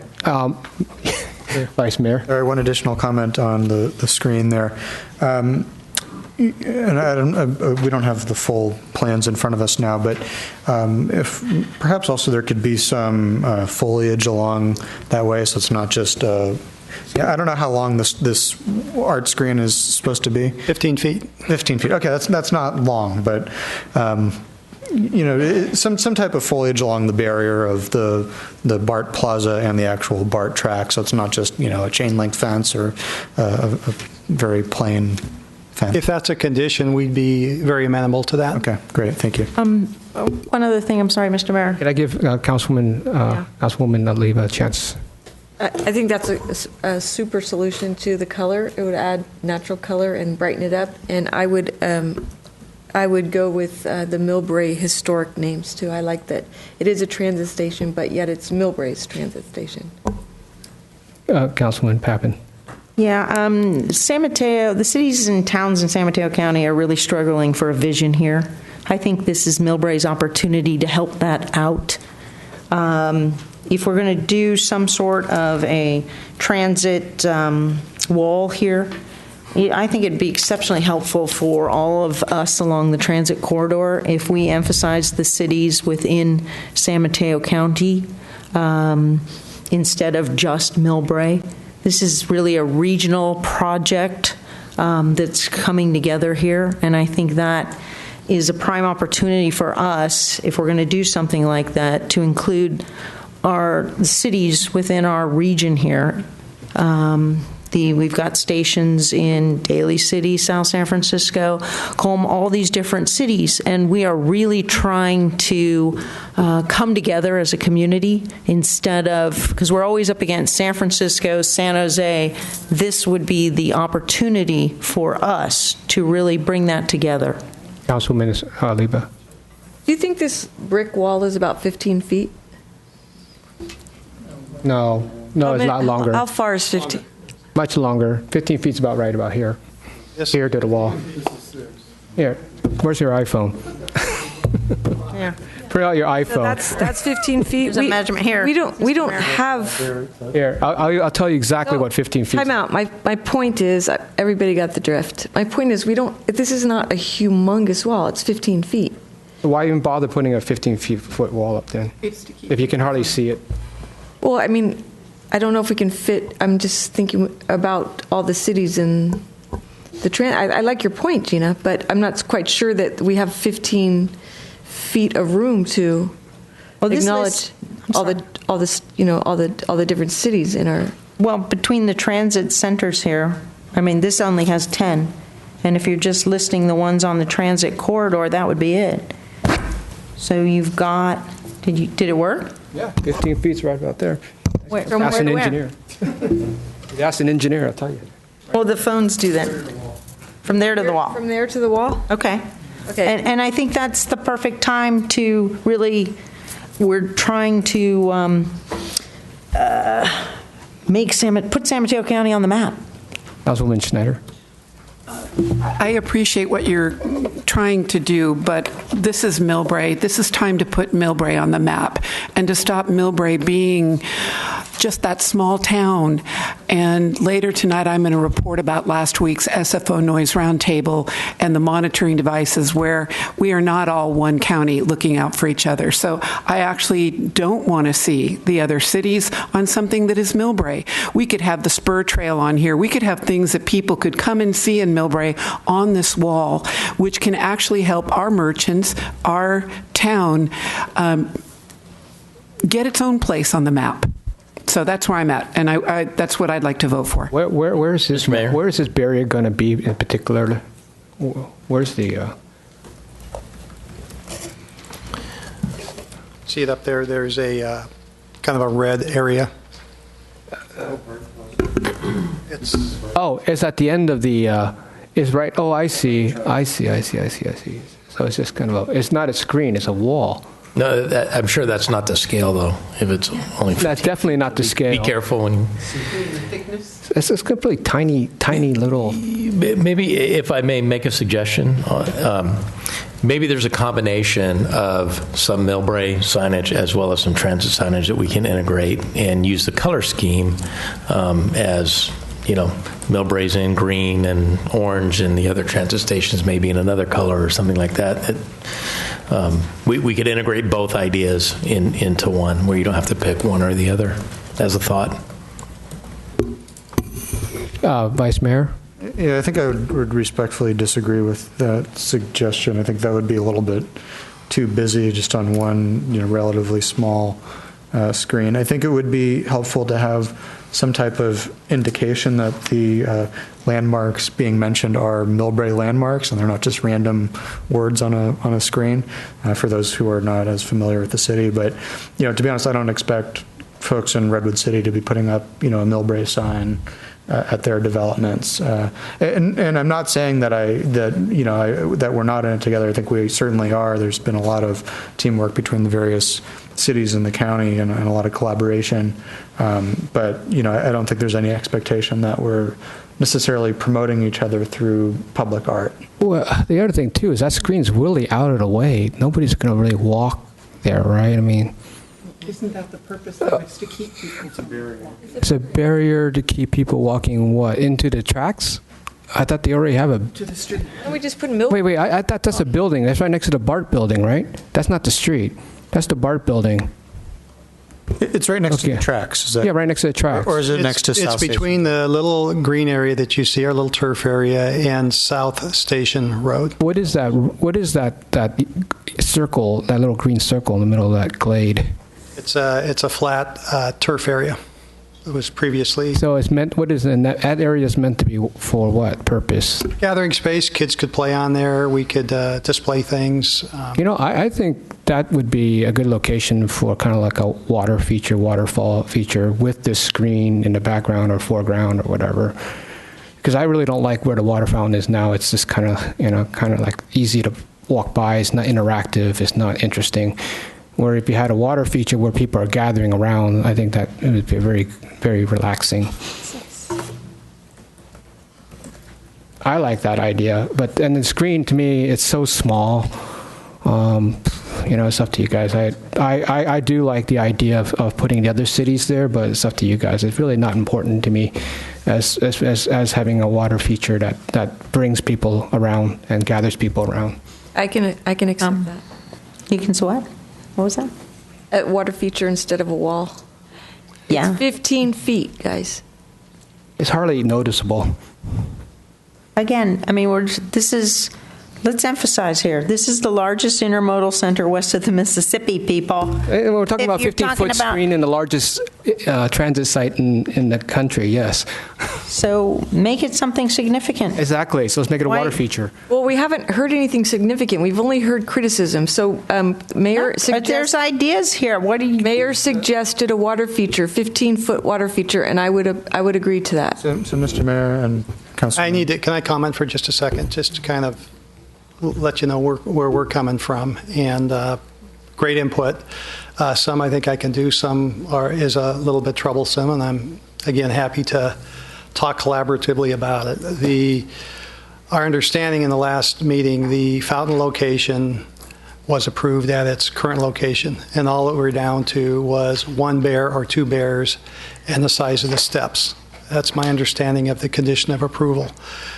From a standpoint of putting a water feature out in the middle of the BART Plaza, I believe we're going to have a problem with our partner doing any kind of water feature in that area. In our previous discussions, the location by the wall was one that we all came up with that they could live with. One out in that area is a little more difficult for us.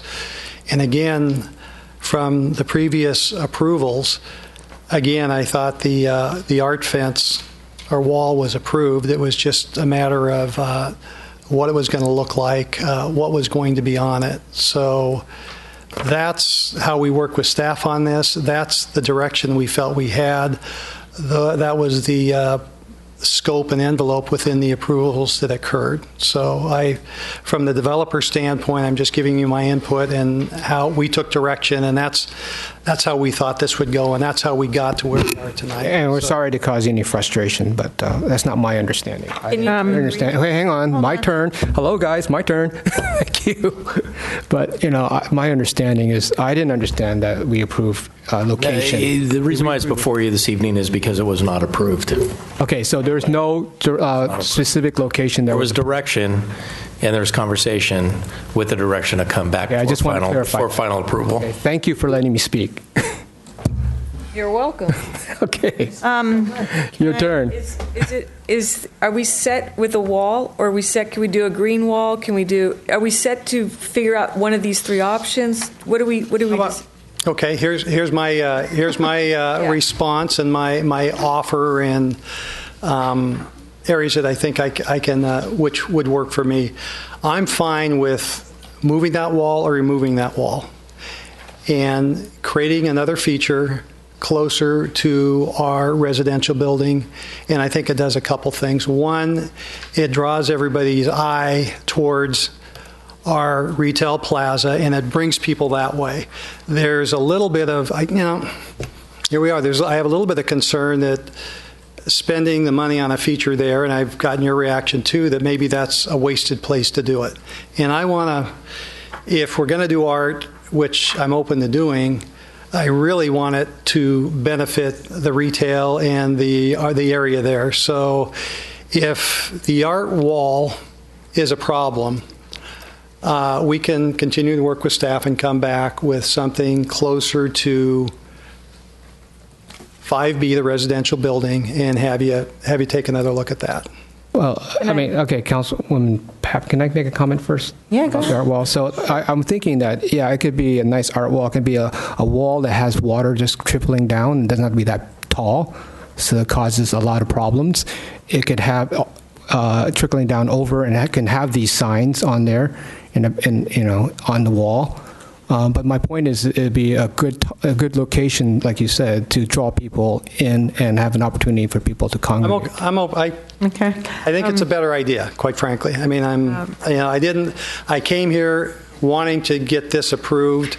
Your comments is something I'm open to doing, and maybe some kind of tall, narrow feature that fits towards the residential building, doesn't block the retail, but again is a little bit of a gateway and draws people in. I prefer that over what's proposed. So anyway, Councilwoman. I would ask you.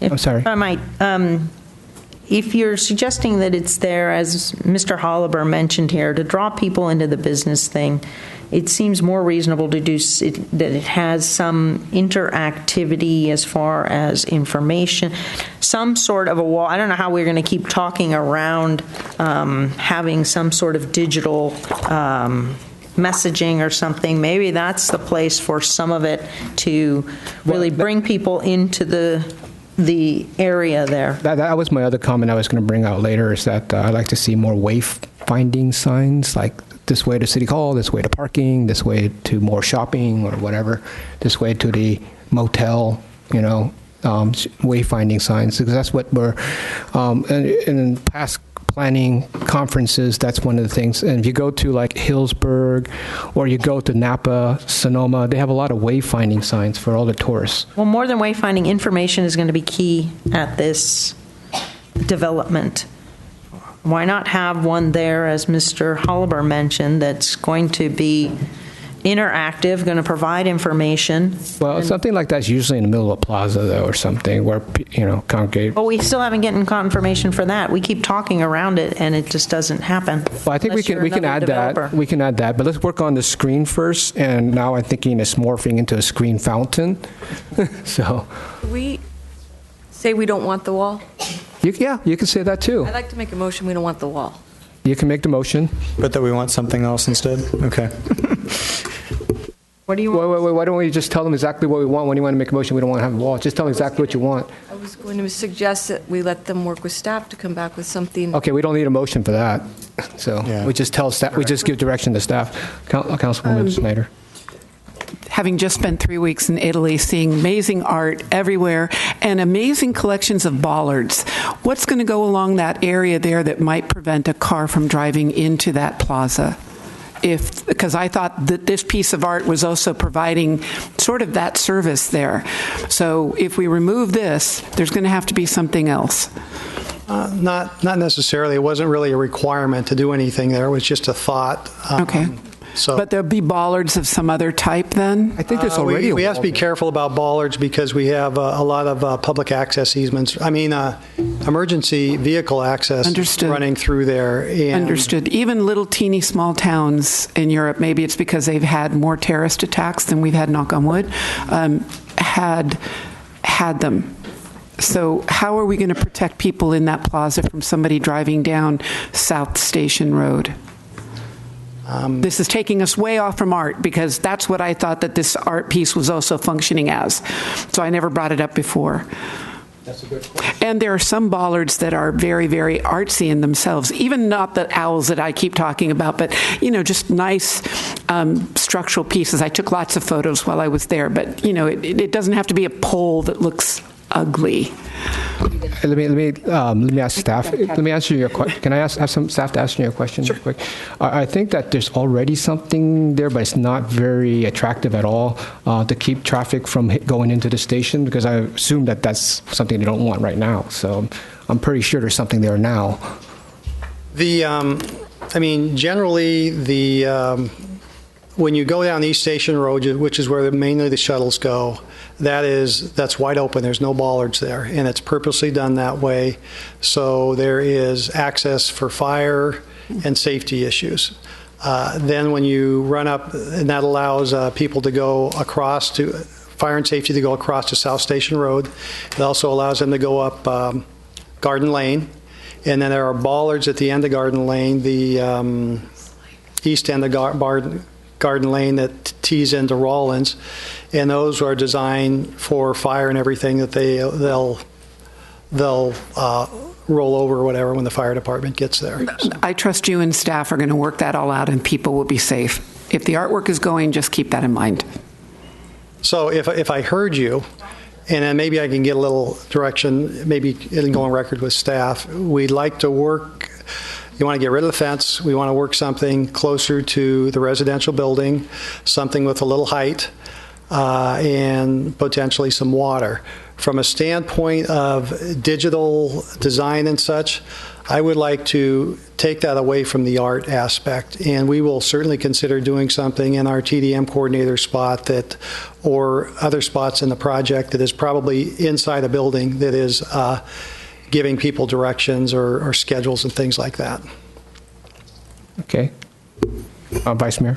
And with digital art as well, or just? No, I'd rather I think we've got a theme with the art that it's not really digital at this time. It's It's a little more whimsical, I would say, and I would like to continue that theme. If we do something digital or notice people what's going on in the project, our TDM coordinator's office can have TVs or some sort of device that maybe has the BART schedule. If we're doing jazz festivals, if there's some other event in the plaza, it lists all those things, and it's inside the building. People can see from the outside. And that's nice for people in the building, but again, 10,000 people are going in and out of this place. They may not go into the buildings. I think we need to be clear here as to what the other developer even picked up on, is that the need for people seeing it from the outside is extremely important. If you agree or don't agree, you should say so now, but I think it's exceptionally important that there is some informational base that's visible to everybody, and it needs to be up to date and changing. You make a good point. I should tell you if I agree or disagree. On the art in the plaza, I disagree with doing anything digital. I'm happy to do something with some height, with a potential water feature. Anything that's digital, again, would be inside a building. It would be facing out of the building so people could see it when they walk by. And again, as you're coming down the escalator, if they look to the right, there's another piece of activity going on that draws them into the project. That would be my response. Councilwoman Snyder. We have a sculpture on the other side that is just south of the historic train station and the cable cars there. One of their museum members came up and spoke to me a couple of weeks ago that they think with the electrification of Caltrain that bear, which also has some historic components of it, might have to be moved. I think maybe not your project, but maybe it will. We should really find out if Caltrain is going to require us to move it. Apparently they're worried about sparking or arcing from this metal bear to where the wires are going to be. You have to see it. The bear used to be hidden behind a tree, and about a year and a half ago, they trimmed it back, and I went down there and did the photo, and it was part of the Cultural Arts Committee presentation, and it's part of the I think it's part of the Rails to Trails program, but it was a funded piece of work from the federal government under some recognition of what trains did for America. So it's this piece of sculpture that may have to move, and it's significant size. It's at least the size of, say, where Vice Mayor Holober to Councilman Oliva is. So it's a big piece right there. Just throwing it out there as an idea. We have to move it. It might work. It might be temporary. But then again, we might find a new home for it by the time this is built. Okay. Thank you, Mayor, Council. I was going to jump in here real quick. It seems like as this project continues to evolve, we're becoming more elegant, a little bit more, lack of a better word tonight, tasteful. That sign, that's not tasteful, but that sign just looks a little cheap given where we're headed with the project, with the hotel and all that. So I think that if we can work and improve it such that maybe the location of that screen wall and the purpose of that screen wall exist, and we do include some type of a water feature or waterfall that we've all seen to add some elegance to the project, that may be worthwhile. But it just seems like that, and with all due respect, it just seems a little cheap, and I think we can do better. Councilwoman Patton. Yeah, and I'd like to point out, this is the job of the council here. The developer is going to tell you, no, said that throughout the last meeting as far as the water feature goes, and then everybody insisted on it, and you got one. So this is something I think needs to be, as the city manager pointed out, something significant, something important, something day and night as well, that is going to make a statement. Part of the community benefit here is that this project has art.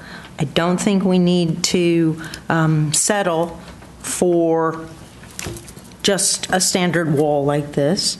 If the ideas are being progressing here, then we need to make that statement. We didn't see what Mr. Holober sent out, but you definitely can make the statement here and can ask that the accommodation be made. So I think it is important to have some sort of, you can make electric or some sort of lighted fixture, a piece of art that has all the different elements in it and that communicates information as well. This is just a major station area, and I think this is what a type of art piece should do, because if it were digital or lit up, it can provide information day and night and benefit the whole project overall.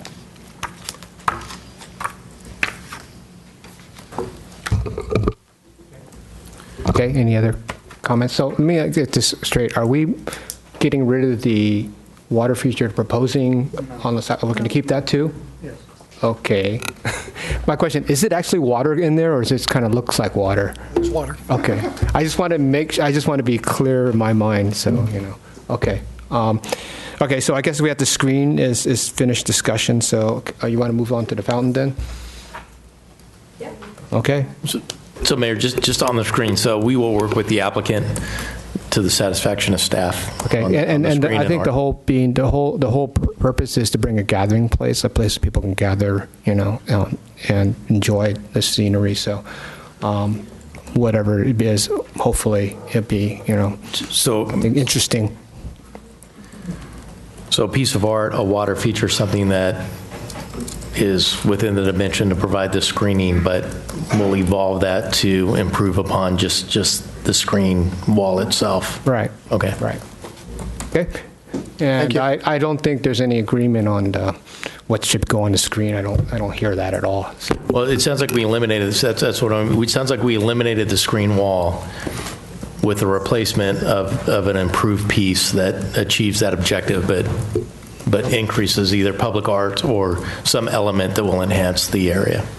Well, I think if I'm correct, we are moving away from a wall that has a list of landmarks or a list of cities or something on it to something, a different concept, basically. Okay, right. Good. Right. Okay, good. Thank you for that. Thank you. Thank you for my colleagues for working that out. Okay, fountain, please. Any comments on the fountain? Is it lit? Okay, is it lit? Yes. Okay, thank you. I like all the bears, but I especially like the bear with the fishing pole and the bear with the net.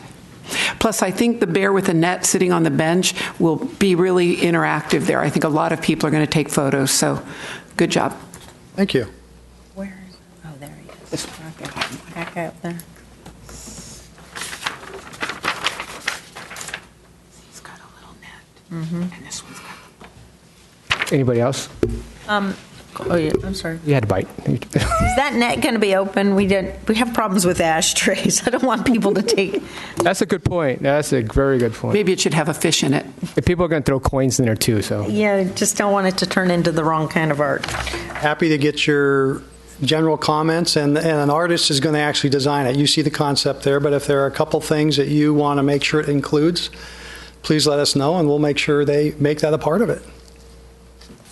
Well, okay, so is it, the development is going to be responsible for maintaining and cleaning and all that stuff? Yes.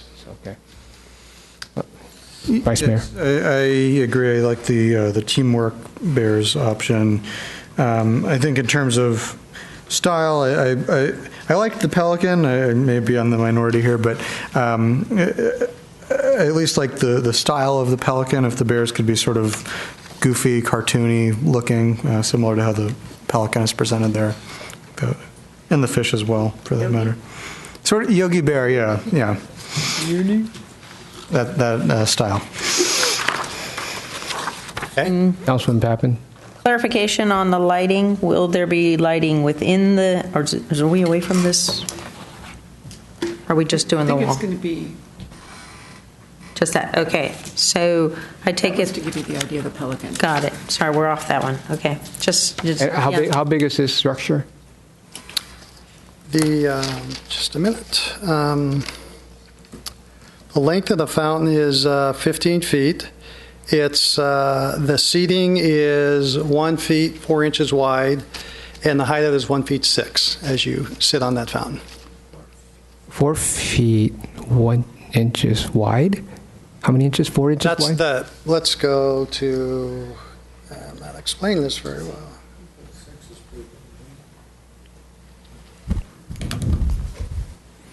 Did I go too far, Melissa? Help me.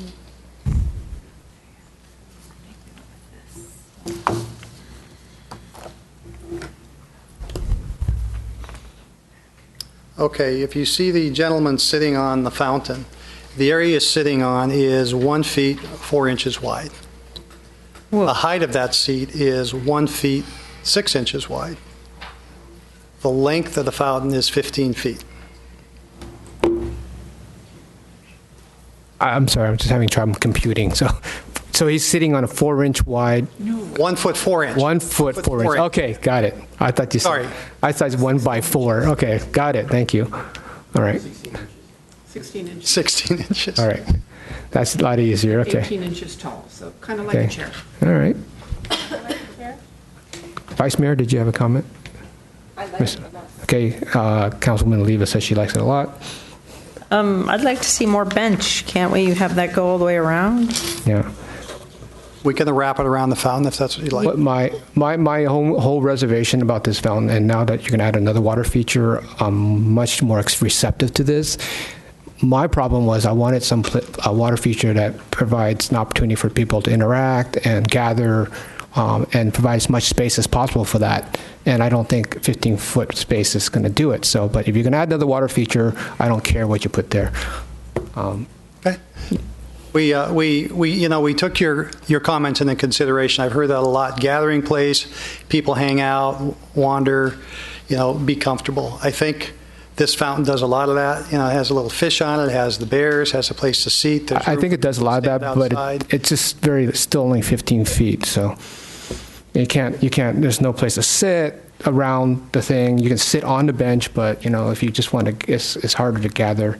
If I wanted to have a lunch there, there's only those people who have the opportunity to sit on the bench. I'm trying to remember, and I didn't bring the previous packets, but aren't there going to be tables in this area anyway? So if you wanted to sit by the bear with the water behind you, you could bring some chairs over too. Yes. So this is not standalone. You're going to leave. Previous meetings, I think you were calling in, and it was 3 o'clock in the morning in your time zone then, when we looked at how this whole thing would look in the plaza. And that's the other thing. I did stay till 4 in the morning doing this project. Oh, was it? They're all running in. Go ahead. My only comment, as someone whose mother has fallen 3 times in the last 2 months, the sharp edges, just to be careful with the sharp edges in case there's little children around there. If we can kind of round things, we might prevent some injuries. Okay. Thank you. So can we get the bench all the way around it? Yeah, I think that's they agreed to a bench. Vice Mayor. Yeah, so now that I'm looking at it, I think 16 inches wide is a little narrow, and especially if there's going to be water right there, it'd be easy to kind of back into the water and get yourself wet. So I think it might need it to be a little bit, maybe a few inches wider, just so there's enough room to sit. 6 more inches? Sure. I think that's. Is it going to, Councilwoman Oliva? Does it make noise? Does it have water sound? It'll have trickles. It's 8 feet high from the top. It'll trickle down, so it'll make some noise. It's 8 feet high. How wide is it? The top of the fountain is 8 inches because it fits in with the railing. It fits in with the railing around. And if you're standing over it, how high is it? If you're standing on, like that woman over on the other side, it's about 3 feet 6 inches to 4 feet high on that side, because you have 2 levels. The lower level is about 4 feet lower than the level that's behind the fencing towards the storefront. Okay, that's because we're in a floodplain and we have to raise certain areas of our buildings above the floodplain. And I'm not trying to be, my concern is safety for kids. So when kids get into anything, so I just want to be sure that if a child, can easily be prevented from kid falling in there, it can easily be, retrieved or, So it will be per building code and all of the standards when it's designed and built. Yeah, Mr. Mayor, I don't believe there would be a pool of water down below. It would drain right basically at the level of where the seating is, right? So you can't fall into that. Okay, so there's okay. So that whole thing is not full of water. It's going down the side. Okay, because the way I see it, it's water all the way running through. The way I look at it right now is water all the way to the top. The bottom panel with the bottom panel on the right. So I believe there's water coming from the top, it's going down a wall, and it drains at the bottom and recirculates. Okay, so it's not full of water. No. It's trickling off the side of the glass. That is correct. Okay. All right.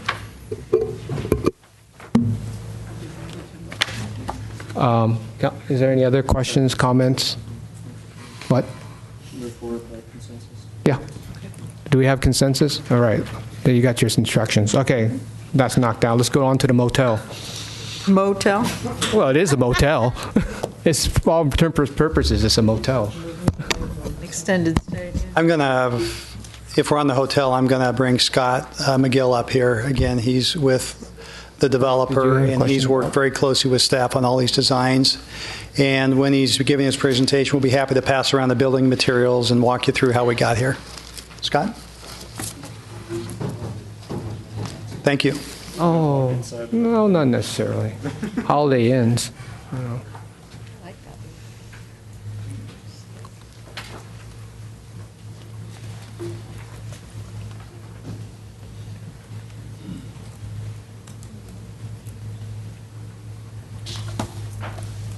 So just to quickly step through as an overview of what's been discussed up to date, and then also what we have changed. What you're seeing here is a perspective view from the corner of Rollins and... I'm sorry. We're working on a motel. Can we move on to the motel? No. The hotel. Full screen. Wait. Are we talking about the hotel, right? Yeah. This is the hotel? Yeah, this is the corner of the hotel. Oh, okay. It looks like very similar to the corner of Rollins and on... It's this one right here, Wayne. On the north side. Yeah, okay. Sorry. Oh.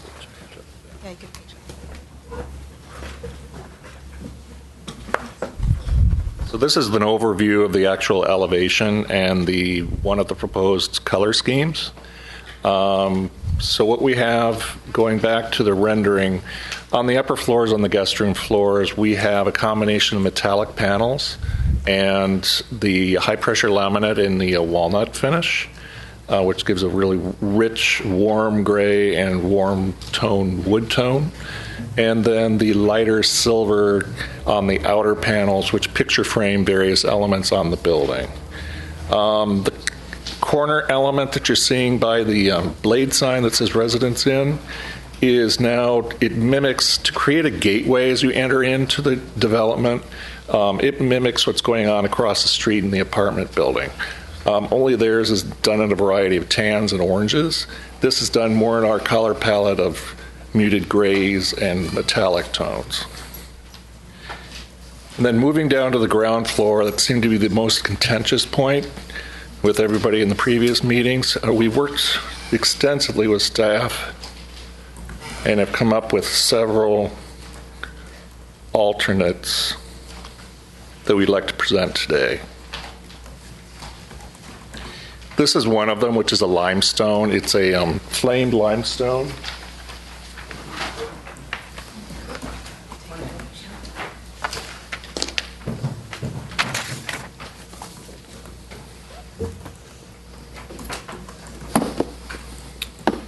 This is the overall materials board. And so what we've heard in the past is very positive response on the flamed basalt, They need you to be at the mic. which is actually on the lower accent portions of the corner of the building, and then also on the porte cochere canopy. And then that in combination with the basket weave stone tile that would be used around the pool, and then also at the Garden Lane gateway. And then this is one of the stones, and then the other various materials.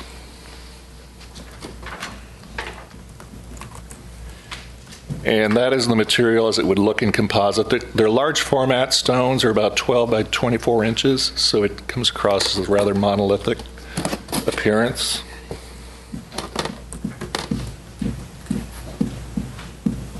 And then one of the other options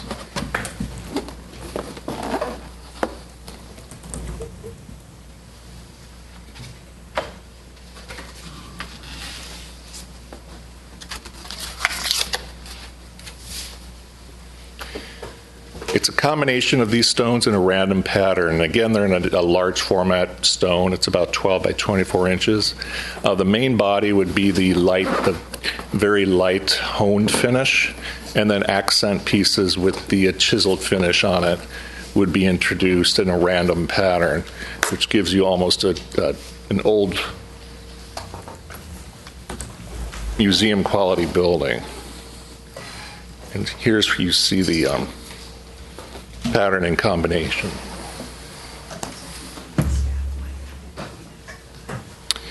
And then just as a matter of reference, we explored several other textures and materials. This is one of them that we did consider as a potential. However, we're not really pleased with the look of it. We feel it's a little bit too split face. And then again, back to the terrace view.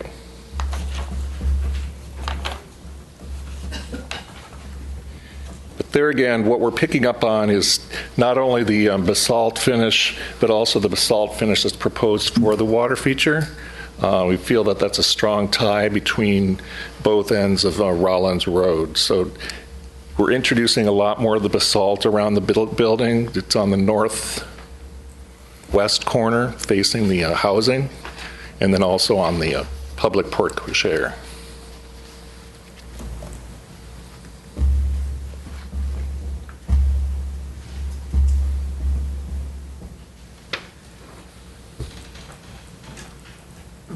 Waiting for questions?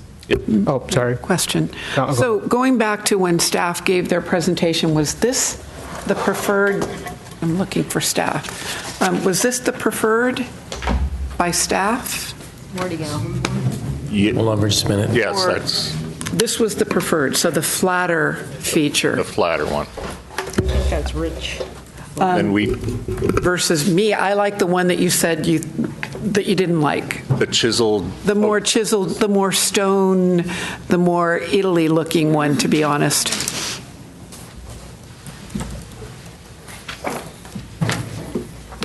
This one to me is very modern.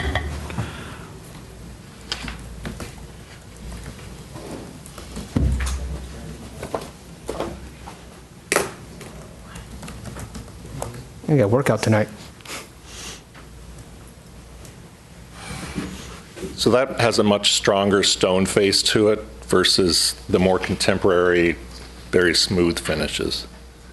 So we're open to suggestions on all three because we've heard a lot of input over the past couple of months. The original smoother one went in for staff review, and we got some comments back. We got the textured comment back, and so that's when we came back with the other two. Staff, what were your comments about texture? Where'd he go?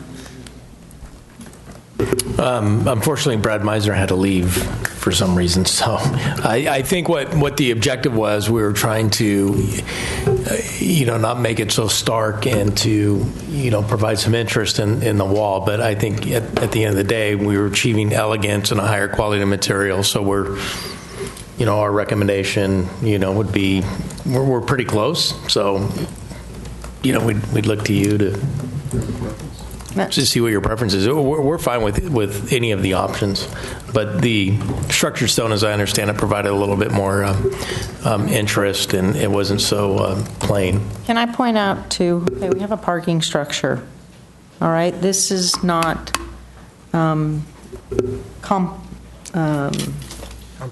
comparable or does not enhance that. I think the idea was going for the elegant here. I'm very sorry you picked up, I think, on what is the worst element of your apartment building, this checkered look here. I think that really demeans the project. That was not on the previous ones. I agree with staff as far as going with a smoother, more elegant looking approach here. This is going to be, it reflects onto what you're looking at the airport here.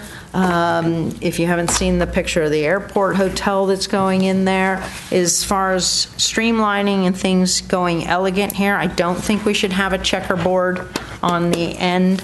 I think that really we're getting into the circus look again, which I don't think at all enhances the project. Also, as far as framing, here, I give you this, but the same thing that we did on the apartment thing, frame the top. I just did this with a black pen. We're trying to make this look somewhat elegant. Bring your framing around here, make a statement. This is what I did, this is what you have here. We need to, and I would like to see these more enhanced here. This looks, again, I don't want this to look like a motel. I don't know why you've got the edging here and here, but then it's not here. Are you looking for accents? I'm looking for definition, accents to formalize this. And this to me is a 50s approach. Why is this like this? I mean, if it was a garden wall, okay, fine, but it looks like you're going to roll up in the 50s. It's supposed to be an elegant entryway to a hotel. That to me is not elegant at all. I don't know why. It's a motel. This here, if you just did your beams, it might look even, I mean, it would look nicer, but I think this takes away this look. I think your expectations are too high. It's a motel. So if I may respond a little bit, I mean, again, the previous meeting, the structural elements of the hotel. The previous meeting, sir, did not have what you've added here. May I finish, please? You can, but you're not getting further. Let's give the applicant an opportunity. Thank you, Mr. Mayor. Previous meeting, the structural elements of the building were approved. We were to come back with exterior building materials. And again, we spent a couple months working with staff on this, and both items that staff brought before you, they supported either one.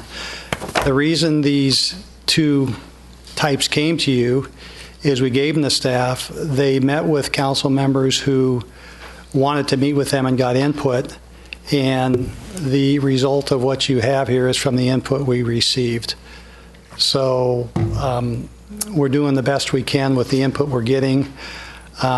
Scott's a great designer. I think he deserves, if you disagree, that's fine, but I think he deserves the respect of the work that he did, and that I believe each of these options you have are tasteful and well thought out.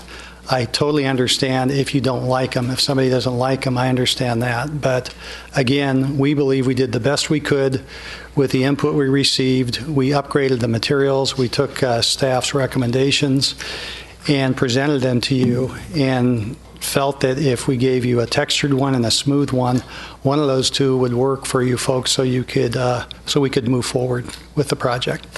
Thank you. Let's hear from other council members. Can I ask them? Actually, I wanted to know what Andy had in mind. Yeah, that's what I was going to ask. Do you guys have any And can we bring input? up the past designs? What's that? Can we need that. I think at this point we really need to make a decision on this. We can't be going round and round about changing colors and accents. So we really need some. And just hang on a second. We need to make a note that it wasn't like this before. I know You talked about the materials. Now there's a design change here that's significant. Yes. So bring up the previous one. There was no checkerboard in the last one. You're right. So what we're trying to do is that we need tonight to decide what's going to be acceptable to, and not have to bring this back over and over again. So can I have, Councilwoman Leva, did you have a comment? So we don't have to have the checkerboard, right? We can have all one color, one slate. And I would agree with Gina. I think that I love the design. I like the sleek look, and the 50s look to me is very, not 50s to me. It's very modern. But I would side with what staff recommended, and give it a very clean, flat, solid, straight look. And I think that that's elegant to me. Okay, I agree with that. That fits the motif of the rest of the hotel. No vegetation, just make it a sleek look. Looks like the loft. Yeah, I like that look. Vice Mayor. Sorry, were you referring to the checkerboard design? You'd like that to be a solid color? No, I think there's two things. I think option A or option B? I think that there's the desire that the checkerboard be eliminated. I'm not. Wait. That's what I'm hearing from Councilwoman Pappen and Councilwoman Oliva, and Councilwoman Schneider might have a different opinion. So I'm just summarizing what I'm hearing. Okay, is that correct? I'm curious what you just said that you prefer. Oh, yeah, I'm talking about the entryway. I was talking about the entryway. Okay. So the entryway, I agree with Councilwoman Pappen. It's not a great entryway. It's just. So do you want it to be taken out entirely? Or? No. I just think that it does remind me of a 50s style. Maybe it could be more sleek. And the vegetation removed or something. If you look at the aloft, it's very sleek. I mean, one of the things, if I can jump in here too, put it in context with the surrounding developments as well. So that porte cochere, in terms of not exactly matching, but with kind of the theme of the office building across the street. Well, I think it should match the building. You should, by all means, match the building. I think it's a good approach. I mean, it's the first approach, and for me.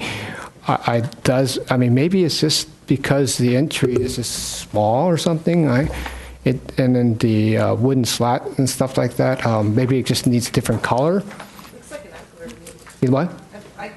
Eichler. And people are. But I don't think this building looks like an Eichler. So. I know, but you want it to match the rest of the building. If the building is kind of like Yosemite style building, which is starting to look like. Then it should have a Yosemite-style entrance, right? Let's stick to solutions, not criticism. No, I'm not criticizing. I'm just saying it's a solution. It should match the rest of the building. I don't think this matches the rest of the building.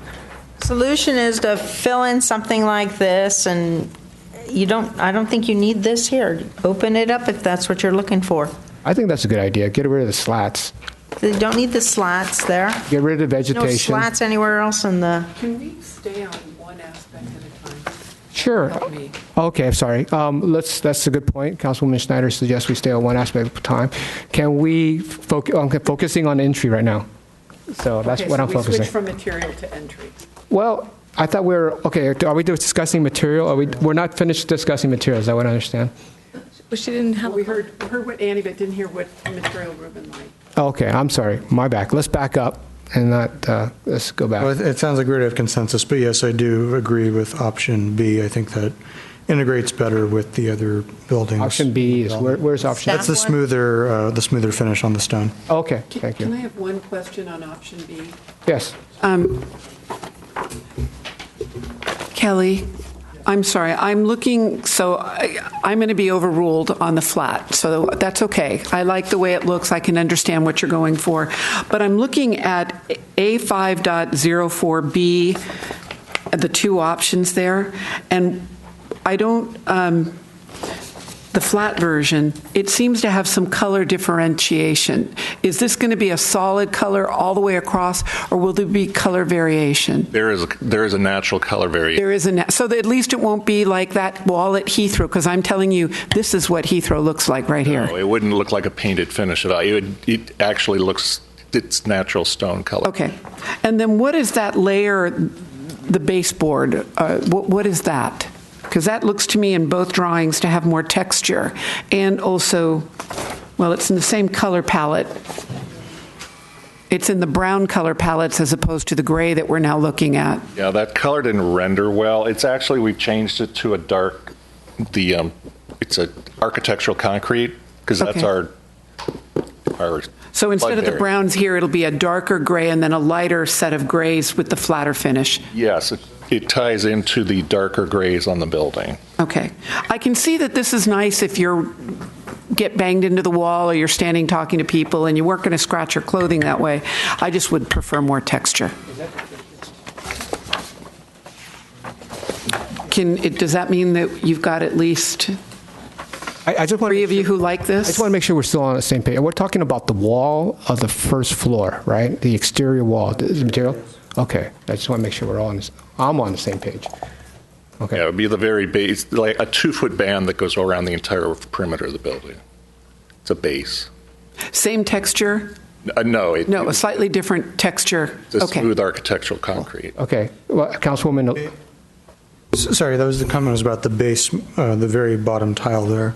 oh, the bottom tile. Right here. Okay, the band. So see how Oh, the this band. may- Oh, it's kind of like the kickboard. This is a better one.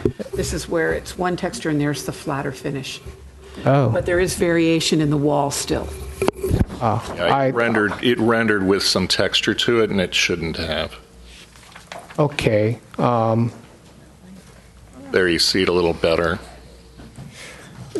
Councilwoman Pappen, you need to share. Keep going with what you're doing. No, you need to share. You're not there yet, so keep going. Oh, whoa. Then if they're going there, Where are you going? She's putting moldings around the building. Oh, okay. So we're talking about molding now. No, we're not talking about, do your thing here. I just Trim. want As long as we're here, can we? Okay, let's take a break. Let's take a 5-minute break. I need a break. Let's take a breek. I want to we need to reorganize here. We can't Give you- discuss them here. So this is a better. I'm taking a 5-minute break. So it's not framed here.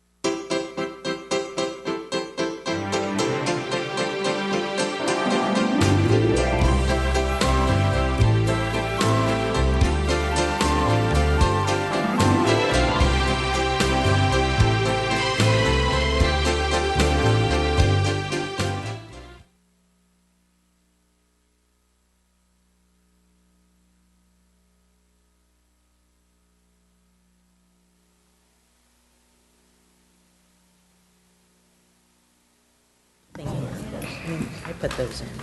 So really extending the canopy. This is the back of the building? I don't even. Are we ready, Dave? Okay, welcome back to the meeting. We're on discussion about the design review for the final pieces of the items at the Millbrae Station, the Gateway Millbrae Station. Okay, so let's try to do this orderly so that we can get through this quickly. We have 4 other heavy-duty items to get through. I don't know if we can do that in an hour, which case we would have to probably extend our meeting. Mr. Mayor? Yes? I've made some suggestion that they've shown. Okay, what part are we working on? It's well, you've got your materials there. It was just some additional, well, I think we have consensus. We don't like the checkerboard. Do we not? Okay, well, hang on a second. So we're going to work on the checkerboard, right? Well, and Councilwoman Schneider? Period. Going back several meetings ago with the checkerboard, the problem we had at the time is it was large segments that were all plain. So we actually directed Republic Urban to come back with more texture there. So if you look at page A5.05A, the one that's showing the back of the building, the side that the neighborhood at Bayside Manor will be seeing. If we take away the checkerboard, what you're left is that plainer finish there. And we spent a lot of time saying we didn't like that plainer finish. So be careful what you ask for. I am okay with the checkerboard. I think it picks up on some of the activity from the mixed-use residential building across the street. So I'm okay with it. I just don't, I'm not overly fond of a big blank wall that we might get if you take the checkerboard away. Okay, so Councilwoman Pappen? Yeah, I think our Councilmember Schneider is correct. We were worried about the blank wall. It was like an orange wall at the time. Having just discussed with the architect there, I think there's a way that we can add elegance to this property by adding additional framing on those sides and he has one of 2 materials on his board there that I think it would be important for the council to see one and then the other to see how it reflects, whether it's the starkness or it will come together in what I'm hoping will be an elegant manner by adding more framing with the black and then getting rid of the checkerboard. Well, if the checkerboard, as we discussed, I'm open to getting rid of the checkerboard, or if you like the variation that the checkerboard offers, we can certainly look at toning down the color variation on it. So it's more similar to what actually you're getting in the stone, where you get a very subtle color variation between the various stones. I just don't like the checkerboard, so I think we can get something that's elegant by one material there and the framing. Councilman Pappen, I think his idea is like a perfect compromise because you don't get the flat wall, you get a slight variation, but you don't get it like right in your face. Right. So okay. I would take that suggestion. I like it. Okay, I'm going to break to a tie so we can move on. So I'm agreeing with Councilwoman Pappen and Oliva. I don't have a problem with checkerboard. I'm just moving on. So if it's a little bit less, if it's muted, that's fine with me. I didn't like the checkerboard on the other side being the color it was. So because I thought it was just way too loud. Did you have a question? No, I mean I'm fine with the checkerboard, and I'm fine with getting rid of it. I'm not committed to it. I'm just curious. That was your suggestion that we have. Some type of finish with some sort of natural variation, to have that in all of the locations where the checkerboard is currently presented? Mm-hmm. Yes. Okay. So the checkerboard, we could achieve that through just all one color, but doing it in variations and finishes, from a high gloss finish to a matte finish to a soft finish. You get that variation in tone and reflectance that way. Or we can go just very slight color variations. Bless you. We can study both ways. Okay. On to onto the front patio, A5.04B. What does he call it? Porte-cochere. Okay, I don't even know how to say that. Okay. You have to say it with your pinky up in the teacup. Oh, all right. I'll have to practice that. Thank you. All right. So A504B. Are we on? Can we discuss this now? Okay. All right. So the runner on the bottom, was that the part we were talking about, Vice Mayor? Was that what we're, the texture? That was discussed earlier. I don't have a strong preference on it. You don't have, anybody else have a, so right now it's proposed, what is it again? Is a smooth? Yeah, that one. The base. This one? The base on the actual building. This one? No, it would be, actually, this is the color, so it would be an architectural concrete. Okay, black. Okay. We would have that finish, but it would be in the dark color. Okay. That's good. That's fine. Everybody's good with that. Okay, and the wall? Everybody okay with the wall? Option B. Option B. We already just discussed that. Discuss that. Okay, well, I'm sorry. I wasn't keeping up with the conversation, I guess. So option B. Where is option B? It's the optional. That's option B. It's the flatter, more gray finish. Mm-hmm. The flatter one? Yes, flatter. I kind of like. Right next to you. Yeah, all right. I kind of like texture, and it just kind of makes it look more institutional. I think the this thing looks very institutional. That's my concern, but I'll outvote it. So everybody wants. I like this one better. I like a little more. I like texture because I don't like this. Looks too institutional to me. So it reminds me of a government building. Yeah, Heathrow. Okay, so I'm on a texture. Councilwoman Snyder's on texture. Councilwoman Pappen, texture or smooth.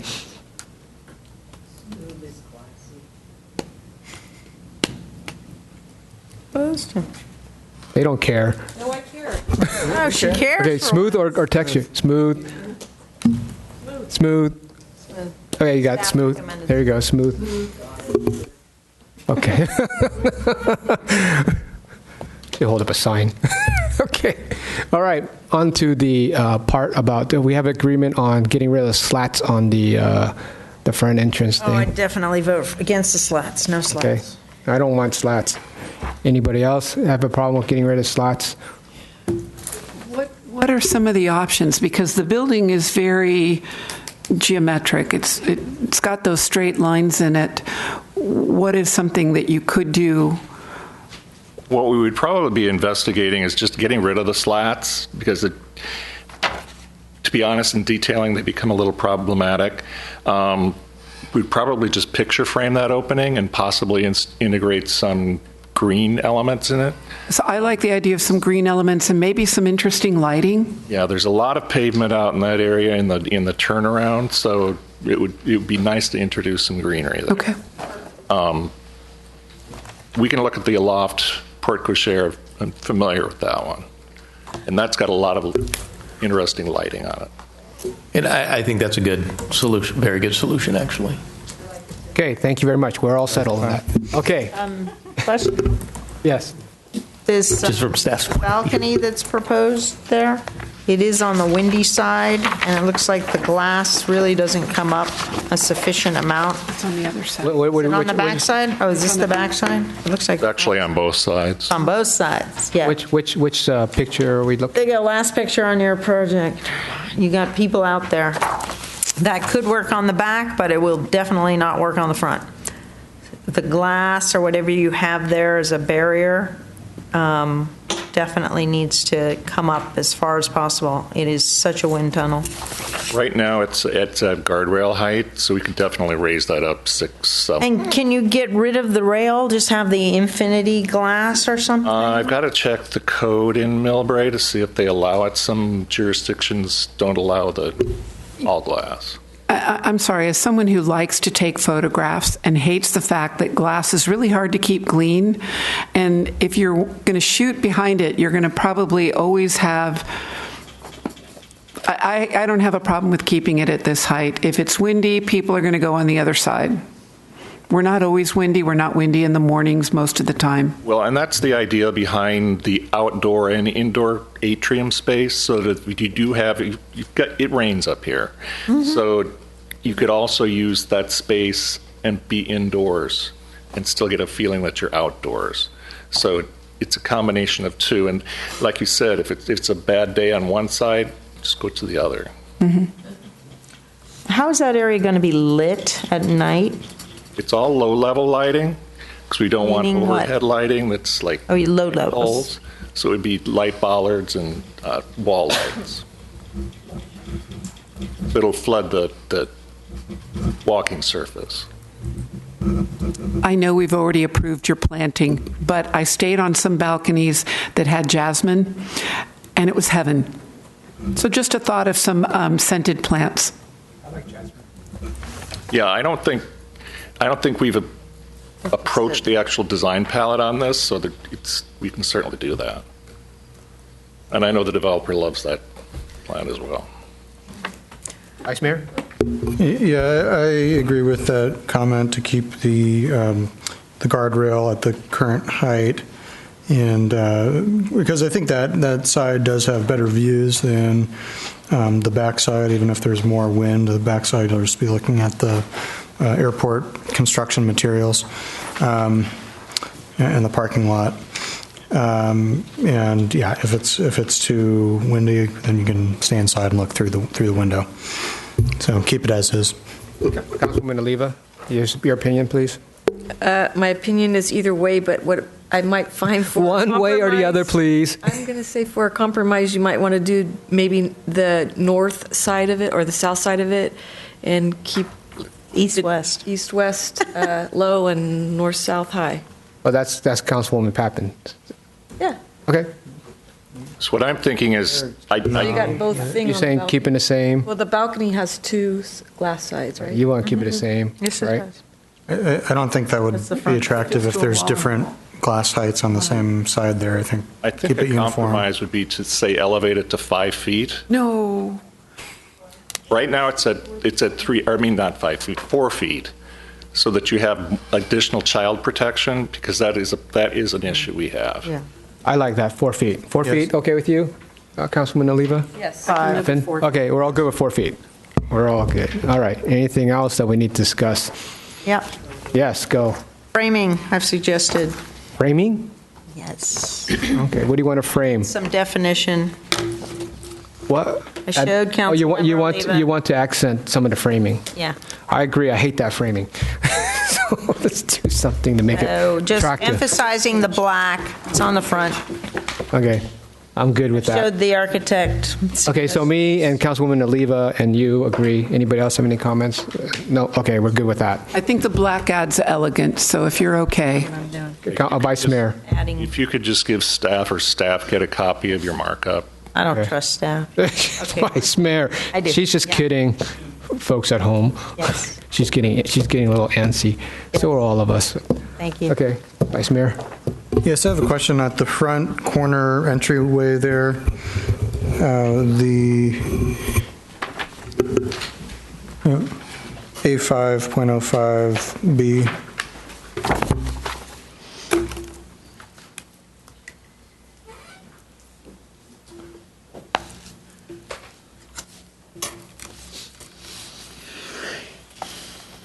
Yeah, that lime green color on the ground, is that just grass? Yeah. It's a ground cover. It's a ground covering, okay. It's radioactive grass. Okay, yeah. It's one of those things that doesn't turn out well in the rendering, but it won't be that color in real life. Okay, that's all. Thank you.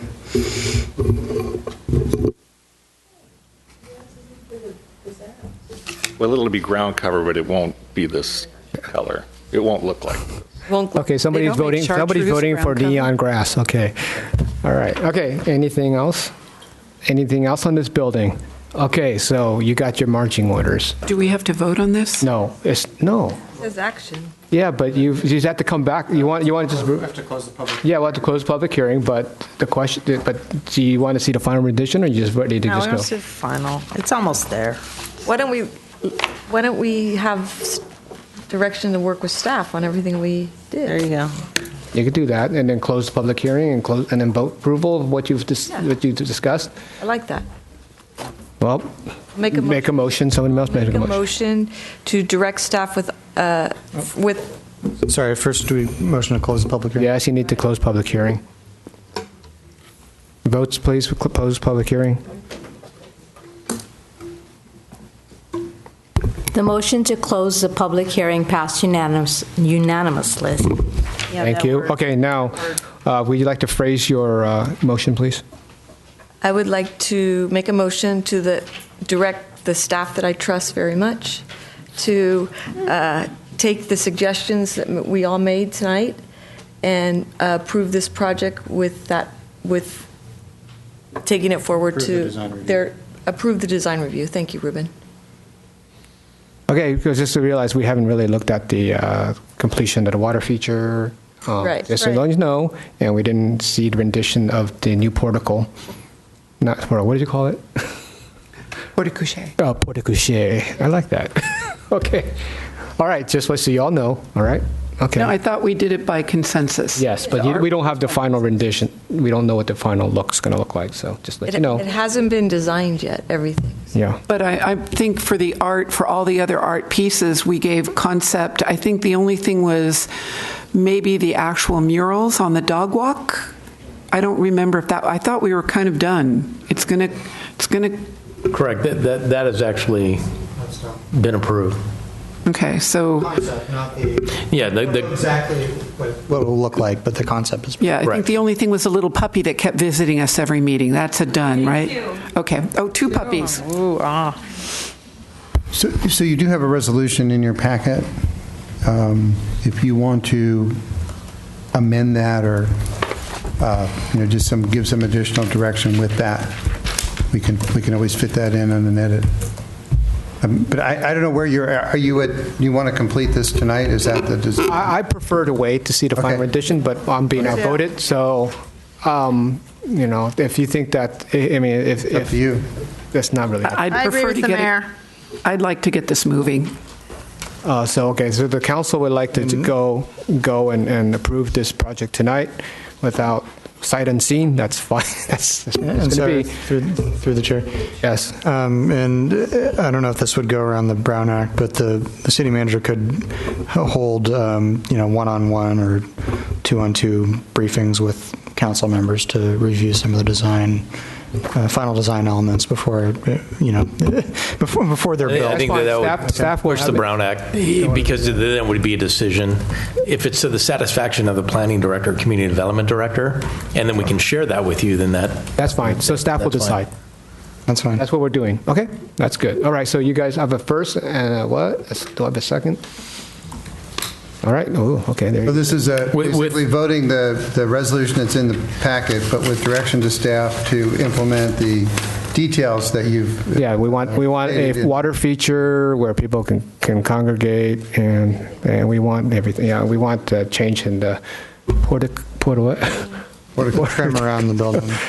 And the trims and the and then the 4 feet wind guard and what else? That's already been discussed. But I'm sorry. It's like you've got the building. I get giving the building stuff to staff, but then the art stuff. I really think it's important that you see it. So I can't comfortably vote yes without seeing it. Sorry. That was the past direction, that when the final art was complete, that we would bring that back to the council to share. Throw it all together. The second water feature, the replacement of the wall, whatever we're calling that will come back for council review. Correct. Yeah, that we would share that with the council. That's that's fine. Share with the council, but it's already approved. So. No, it's not, Mr. Mayor. You can bring that back if you want. Right. That can come back. That'll come back. That was a previous direction, that we would bring back the final art. Right. Okay, that's fine. And sorry, it's my understanding that enough has been approved at this point that we're not holding the developer back from seeking demolition permits and building permits and all of that. Remember the discussion about the horses and then some of the murals and things like that we agreed that once the artist is retained and hired. Those will be very far along in the construction process. The the art pieces. Those will probably be the last, among the last things included in the. That's right. Can we be clear for the record here? Okay, this points everybody in the right direction, gets the design stuff that there are parking studies, there are a whole bunch of things before you get a building permit here. So let's not say that this is complete in the way you're referencing it. Fair enough, Councilwoman. Just stating for the record, in case anybody is accusing us of another delay in the project, no, coming back to discuss what this art feature is going to be is not impacting the timeline of the development. There are many other items in the critical path that are not being affected by our decision tonight, whether or not to. And I think to review the art piece. I understand that, and I want to be clear for the record here. A project like this to come from the council to this point within a 2-year period is phenomenal. The other jurisdictions take decades for this, so that if there's any suggestion by this developer or BART that this council has delayed, we've had special meetings time and again, that is absolutely appalling, and okay. I find it insulting. Okay. That's the point is made. Thank you. Let's just move on. If I may, also for clarification, though, so if the vote is favorable, the project is approved, but there are conditions with the approval, and those conditions need to be implemented. Okay. And there's a lot of work to do in implementing those conditions with the project. Yeah, thank you, Vice Mayor, for pointing out that we're moving this project as much as we can. We're not trying to. We've done our extra, including me staying up to 4 in the morning. So, did I say 4 in the morning? No. Anyway, so we're moving on, and I need a vote. So. I call for a vote. We have a first and second. Just to clarify for the record. Yeah, okay, it's fine. Yeah. So the resolution with the amendments as discussed. Right. I think we're going to edit the text just to clarify what the direction of the staff was. So for the future record, so we're clear, it's the resolution with amendments. Yes. Thank you. Item number 8, resolution with the amendments discussed, passed unanimously. Okay, thank you everybody for your hard work. Thank you, the applicant, for taking the time and your patience and frustration, as well as my colleagues for all the hard work you guys have been doing on this project. Thank you very much, too. Very much appreciate it. You're welcome. Okay, let's move on to item. We have 45 minutes, folks, so we need to be very efficient. Moving on to the recreations. Yes? Just to speed things up, I don't think we need a presentation about the rec center funding at this time. We can move forward with the grant to vote on the grant application. Okay, so first and second? Yes. Okay, your vote, please.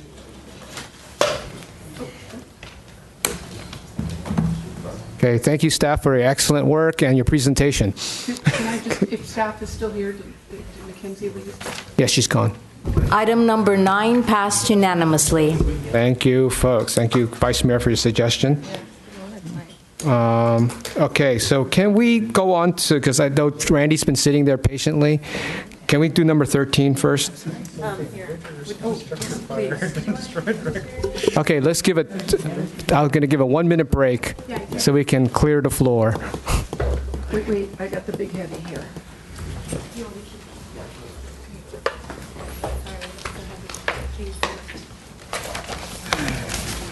Can we do number 13 so Randy can get out of here? Is that right? Sure. Yeah. 13. Formation of a homeless committee. This should go pretty quick. So, thank you, staff, for your indulgence. Appreciate it. Okay, so do we have a report on who's doing a report for this one? Tom. Tom. Okay. And right on cue, the fire truck goes by. Yeah, I know. Yeah, we're not holding up anything. Tom Williams, City Manager, item 13. We're moving on to 13, please.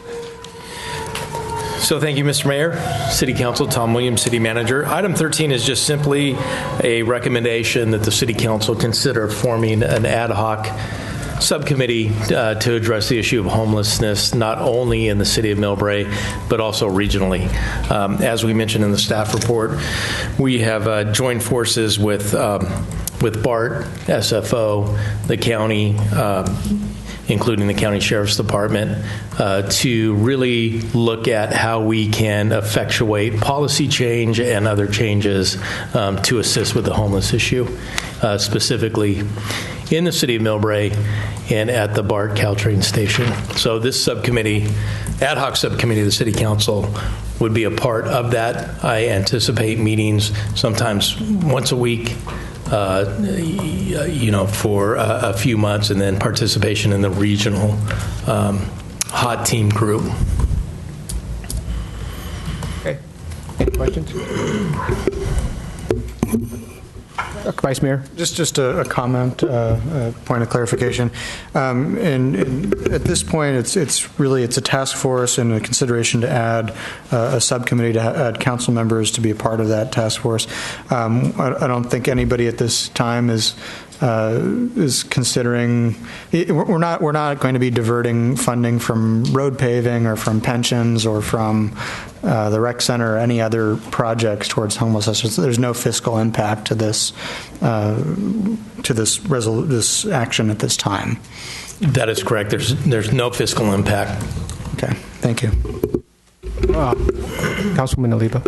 So I think it's basically a brainstorming committee to put together every different department or sources of those that are of everybody that's experiencing this issue. And of course, Millbrae is at the end of the line here with the BART, so I think it's very, very important that we engage in this. So, I'm all in support of creating a council subcommittee. Okay, so we have one speaker card from Randy Chirios from Supervisor Pine's office.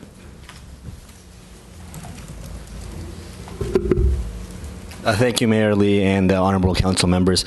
Supervisor Pine just asked me to stop by tonight because the story in the Daily Journal caught his eye. He just wanted to make sure he expressed his support for this council's work on addressing homelessness. And as a longtime member of the South San Francisco Hot Steering Committee and recently of the San Bruno Hot Steering Committee, he would offer any assistance he could to the city of Millbrae, and be happy to be part of any discussions and communications you might have internally or with other agencies. As Councilwoman Oliva said, this is an effort that requires a lot of cooperation between agencies and departments, and certainly Supervisor Pine wants to be as helpful as possible. Thank you. And thank you to Supervisor Pine yourself for supporting the city of Millbrae and all his efforts. So I thank you, Vice Mayor Holliber, for your comments. Those are very on the point. Do you have another comment? Just to follow up on that comment, I think it would be great if we could welcome Supervisor Pine to the task force as well. If either he or one of his, Randy or another staff member would like to attend the meetings. Yeah, I mean, we all realize that this issue is bigger than the city of Millbrae, so that would be fantastic. Yeah, and we're going to try to also probably include the other end stop stations, cities too. For people at home, we do have the people at BART, and they're collected. They're not all drug users. They're not all, and some of them are just down in the luck. They find shelter where they can, and at the end of the night, BART kicks them out, and usually at the end terminals, which is like Richmond and Millbrae, Fremont, more like Millbrae and Richmond. And there are some drug users, and they leave needles, and there are some people who come here just for sleeping. But I think Vice Mayor Holliber put it well in the council, in his comments in the newspaper, that we shouldn't stigmatize all homeless people. We want to provide a service for them. We want to make sure everybody's safe, including definitely our residents. and the homeless people are given services. So we want to do it in humane ways possible. At the same time, we want to look over for the safety of our own residents. So can I have a vote, please? Yes. Well, I was just going to say, part of that too is how do we effectuate change? We know that we're the inner-line station, they clear the trains, but there isn't one sign or one piece of information at the Millbrae BART station on where they can go and what number to call or what services. So I'm really looking forward to this, and I think there's going to be some great ideas that come out of the task force. Thank you, Manager Williams, for making this happen, making the suggestion. Okay, can I have your votes, please? Oh, I think she made the motion, so. Gina. Sorry, do we need to appoint individuals? Who was selected? We'll wait for Gina. Meanwhile, no. Anybody want Since we're waiting, just to comment on a homeless program. What's that? Mike? We can vote for 4. Okay. Yeah. Go ahead. Yeah. We're going to need to appoint 2. Go ahead. But wait. Who are we appointing? The action said to. No. Don't we have to make a? Well, it says consider appointment. You can vote. You can vote to say we'll appoint 2. We don't know who they are, or you can. Oh, I see. Yeah, so the recommendation is to appoint 2 as an ad hoc, and pursuant to the law, an ad hoc. It really needs to be 2. Okay. It can't be 3. Yeah. So how many people? So 2. Is 2 okay? 2 numbers, all right? All right. 2. All right. So we're going to appoint 2 people to this committee. That's what I heard. That's what I read in the report anyway. How come you got the better chair? Anyway, never mind. Okay, and then so that's the motion. Are you okay with that motion? It's Councilwoman Pappen. All right. No, but you made the motion before we talked about 2 people. Okay, good. She's agreed. Can we have a vote, please?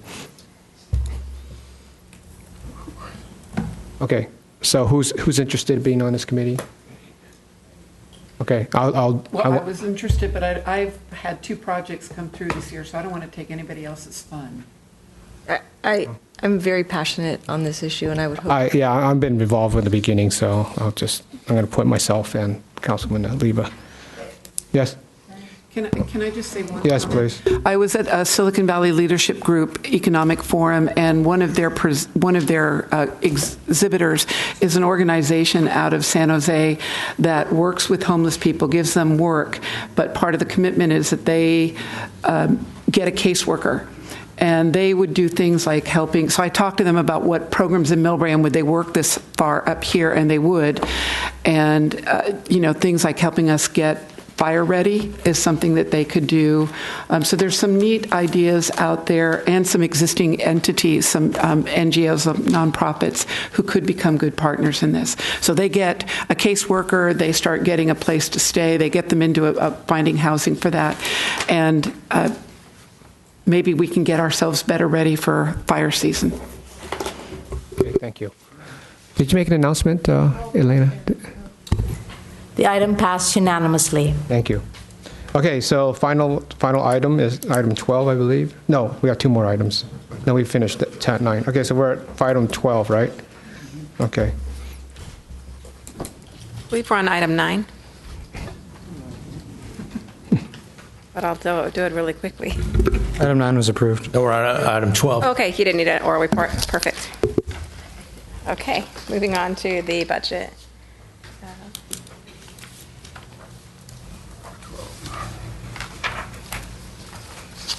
Okay, so thank you, Mayor, council members. This evening we'll be talking about the mid-cycle budget. Last year, about this time, you approved a 2-year operating budget and 5-year capital plan, which included a 2-year capital budget.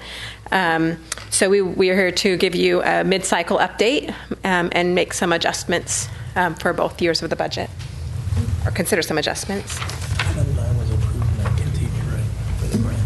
So I'll kind of go through this quickly. A lot of this is a review from what we talked about this time last year.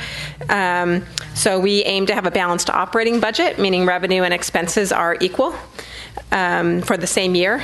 Operating expenses being those expenses that recur year after year. Special and capital projects, we can fund either through excess surplus from the operating revenues or with reserves or with fund balance, provided that our reserve policy levels are met and other funding commitments.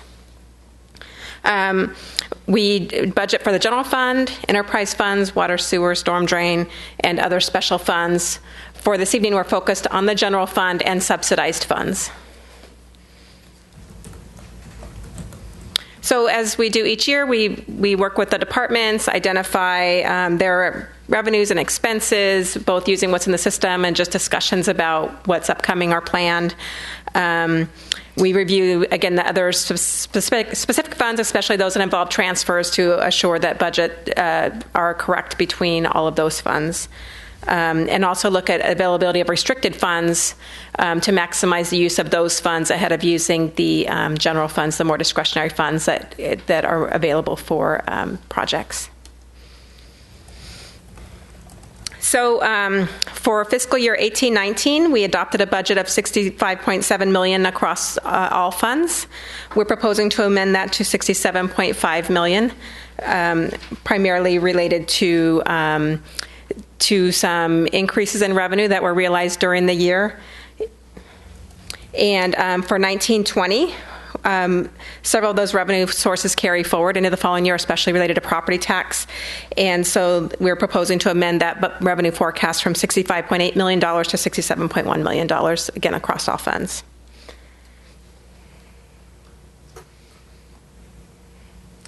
For the general fund, again, the adopted budget was for this year $29.4 million, proposed to amend to $30.7 million. For 19-20, $29.2 million, we're proposing to amend to $30.4 million. Again, a really improving revenue picture for us. We're proposing some changes for fiscal year 19-20 in transfers in. These are funds that are transferred from other funds to the general fund to compensate the general fund for activities that support those funds. We'll talk about that a bit more later. So city's general fund revenue sources, primary sources are property tax, sales tax, and transient occupancy tax, with property tax and transient occupancy tax represented over half of the city's general fund or discretionary revenues. A very similar picture for 19-20.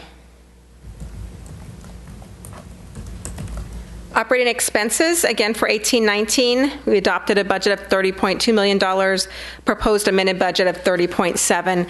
There was one amendment earlier this year and one proposed amendment for this evening on the budget. Oops, I'm sorry. For 19-20, the adopted budget was $35.1 million. We've identified some additional savings from last year, and so we're proposing an amended budget of $34.6 million in expenses.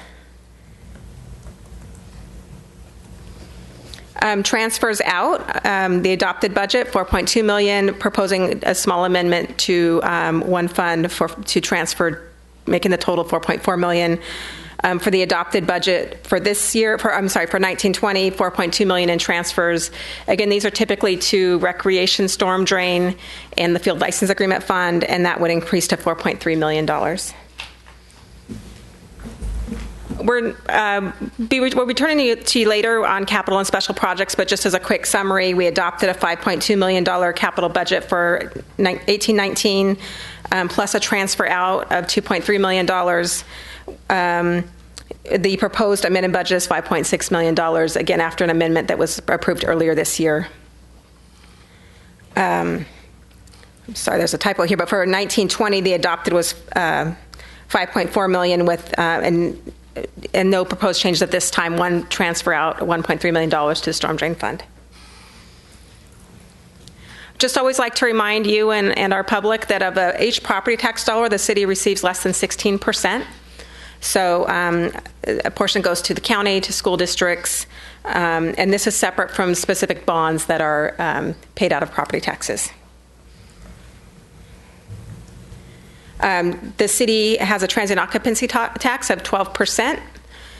That amount is received fully by the city, is not distributed to other agencies. The city receives 1% of sales tax dollars plus a share of other sales tax, such as Measure A, Measure M, and the new Measure W, which will start this year in July of 19. We anticipate about $250,000. It must be spent on pavement due to our current pavement condition index. We are confident we can use it in that way. There was a request to talk a little bit about the billboard at Millbrae Avenue.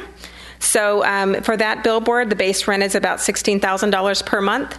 And then each year they pay us a catch-up for 35% of the revenue from that billboard, the difference between 35% of their revenue less the base rent. We've seen that decline a little bit from the first year, and we'll be looking into that a little bit. But we still do receive about just under $500,000 per year in revenue from that one board.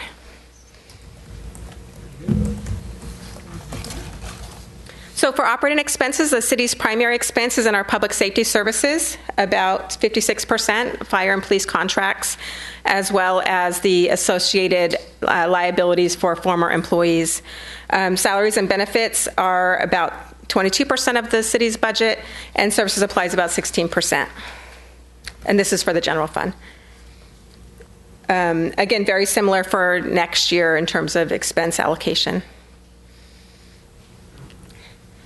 We did want to share with you, so over the past years, from 2016 through to 2018 and even before that, we were typically budgeting an operating deficit, meaning had we spent the full budget, we would have dipped into reserves. Last year, based on the recommendations for this evening, we will close with an operating surplus of about $800,000. And the amendments proposed this evening would bring us to a balanced operating budget again for 1920. Some of the challenges we faced as we are working to balance the budget is, again, an increase in pension costs, primarily unfunded actuarial liability. So there was an increase of $400,000 for fiscal year 1920 over fiscal year 1819, $300,000 of that in the general fund. So total city cost of unfunded actuarial liability is about $4.1 million citywide, and about $3.1 million of that is in the general fund. We've had some increases to our public safety contract costs. For the sheriff, it was about $167,000, and for fire, just under $500,000. For fire, this is primarily associated with the pension cost increase. They have the same pressures of unfunded liabilities as the city. So last year, just a quick trip down memory lane, we started with about a $3 million deficit based on department requests. We did a lot of refinement and presented a recommended budget at that time of $2 million, and then did more work, updating revenue projections, transferring staff expenses related to capital, unfunded vacant positions, clearing some contract costs where we've brought in staff, and reduced operating transfers, and we were able to clear that deficit. For this year, again, we've made some changes to revenue estimates. So those revenue estimates from last year, we are able to carry forward along with a little bit of growth. So property taxes, the increase, this is the increase from the adopted budget, not the increase from the prior year. It's expected to increase about $750,000. We are expecting a decline in sales tax. We've lost a major retailer. So even with the new Wayfair sales tax, the online sales, we are still expecting a decline from the budget. It is a slight increase from 1819, but a decline from what we budgeted for 1920. We are proposing to increase the operating transfer in. Again, that's associated with services provided by the general fund to other funds. We're expecting some increases in our fees and permit revenue. And this is unrelated to the master fee study that has not been brought to council yet. That project is ongoing. There will be a public outreach before it's back here. This is just based on actuals that have been happening and some real change in procedures and better capturing revenues as we earn them. And then some nominal increase in other revenues. So total increases to revenue about $1.75 million. In terms of expenses, we received an updated actuarial report related to our post-employment benefit liability, retiree medical, and this was the primary result was a decrease in salary costs associated with the general fund. So there were a number of costs reallocated to other funds based on what's found in the actuarial. So it's in particular related to how public safety costs their share of these post-employment benefit costs, because those are all borne in the general fund. Again, an increase in service and supplies for a total of $185,000, again, based on what was adopted versus current. And an increased operating transfer out, so as costs are reallocated, then funds subsidized by the general fund have some increase in costs as well. We pretty much held services and supplies flat except for the public safety contracts. So the departments are trying to maintain at their current level of use of services and supplies. I'm sorry, this is just another summary of the changes. So again, at this point, we're just reporting on the operating budget. We'll be coming back shortly to close out capital projects completed, to give you a status update for this year, look at any changes or adjustments we need for 1920. And again, as next steps and just an ongoing work throughout the city, we're continuing to work on our long-term financial projections focused on unfunded liabilities, pension costs, and other post-employment benefit costs, and other infrastructure needs. We are also working on a master fee study. A cost allocation plan is complete. It's a key component of the master fee study to identify the true costs of providing services. We are near completion of a development impact fee study, and at the completion of the master fee study, a revenue study will be ongoing. They've started some of that work, but it would follow the master fee study. Again, we're continuing to evaluate on a regular basis opportunities to improve revenue, both by changes of fees or changes of, but also by looking at how we collect revenue, making sure we're collecting what we should be collecting, charging what we should be charging, based on the fee schedule we have in place, besides the other programs in place, such as the updated fee schedule. We're also always looking at operating efficiencies where we can save time and money. And if we identify funds, so if we end up with a budget surplus, we can look at those options for meeting other strategic priorities, such as pension payments, other capital and special projects, additional programs, or other projects as directed by your council. So the requested action included in the resolution is to authorize the budget actions included in that exhibit, which is to authorize increases in budgeted revenues and expenses. Also authorize increases in budgeted revenues and expenses for development-related expenses when costs are paid by developers in advance. So this is when a developer has a deposit payment. So rather than come back to you and delay their project, we would authorize a budget at that time based on the payment they've made to the deposit account. We'd like to authorize rollover of outstanding encumbrances. Those are purchase orders that have been initiated but are still ongoing. And authorize transfers within the same fund and accounts within the same department, capital projects for the same funding source or type, and operating and capital budgets for the same department if funded by the same funding source or type. Many of these things occur for accounting reasons. So, for example, something might not be defined as capital from an accounting perspective, but it meets that capital need in terms of the description of the project. So we're making these transfers from an accounting perspective. And I'm happy to take any questions. I hope I didn't go too quickly. It's recognizing the time, the evening. Questions? Okay, thank you. Thank you to your staff for this presentation. It's well done. And I get to give you have a question? Yeah. Okay, please. When you're done. Go ahead. Deanna and I talked about a number of my questions that I had on this, and some of them are I couldn't tell where existing budgets were for existing committees. So, for example, Cultural Arts spent money last year. They're working on their plan for next year and would like a budget request of $5,000. So whether this happens now or it happens coming in the future, I just want that on the table. We also talked about when we're going to come back for permitting fees, how is that going to fit with trying to get auxiliary dwelling units that may be operating out of code, and we're trying to bring them into the fold and get them permitted and get their electric and their water working correctly. How is that all going to work while we're raising permit fees? So something to Deanna, tell me, I'm sorry, I'm really tired now. Exactly what did we talk about, or what was this another one that you're going to bring back to us in the fall? So when we come back to you with a master fee study, a part of the consideration for your council, we would bring the actual costs of each type of service that's provided and what that means for a fee. We would also bring some recommendations in terms of fee subsidies. So there may be some fees, for example, the council would choose to not charge the full cost of the fee. The council can charge up to the cost of a service and not more than the cost of a service. And so that's just balanced with the revenue needs of the city and other strategic goals that the council wants to meet. And so that would all come forward at a later time when we bring that fee study. I mean, the trick there is you're going to get sticker shock. And so instead of having a significant increase, kind of like our garbage rates, where we have a little bit of an increase every year. So if we don't raise a fee 10 or 15 years, you get sticker shock.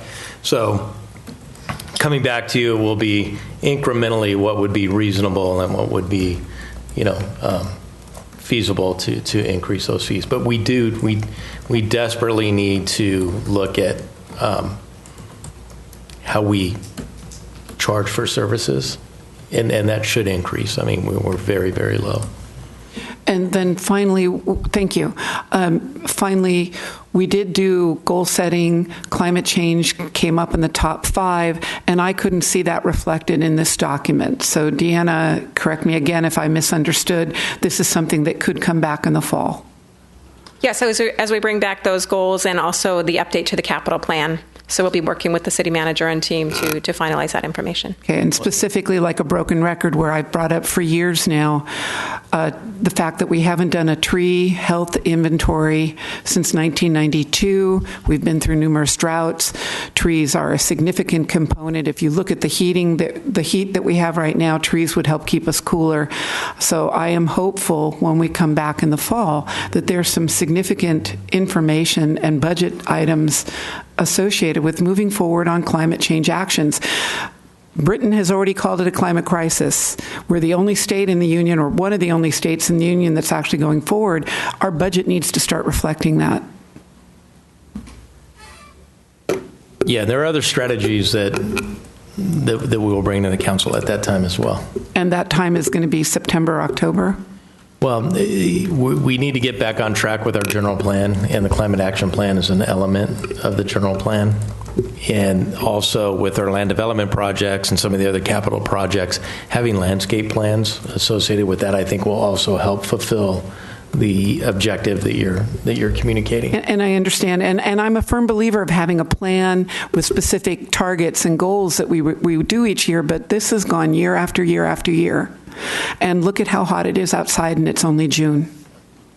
We really honestly cannot be waiting. We can't keep pulling this off. And I've been on 3.5 years, and we have been pushing this off and off and off. And it's not my children. I don't have any children. It's the rest of you that have children. It's your grandchildren. And we cannot. This has to stop. We have to start getting something done. Okay. Anything else? I want to. We talked about this, and I really need us the council to think about this. And I'm asking the council to agree on this. But we talked about assuming a lower discount rate, because right now I think CalPERS is assuming a pretty high discount rate, which is the rate of that they think they're going to make, And so what that does is that we assume that's what they're going to make, but if they come in low, then we're stuck paying the difference. So I like to be proactive and also save myself a ton of money by looking at the feasibility of assuming lower discount rates. What's the current discount rate? I believe we're at 7% now. Right. So what some agencies are doing, and we'll be doing this analysis, so what they're doing is assuming that discount rate, building that into their budget, and prepaying that to CalPERS. There's some pros and cons of doing that, and that's the analysis we need to do.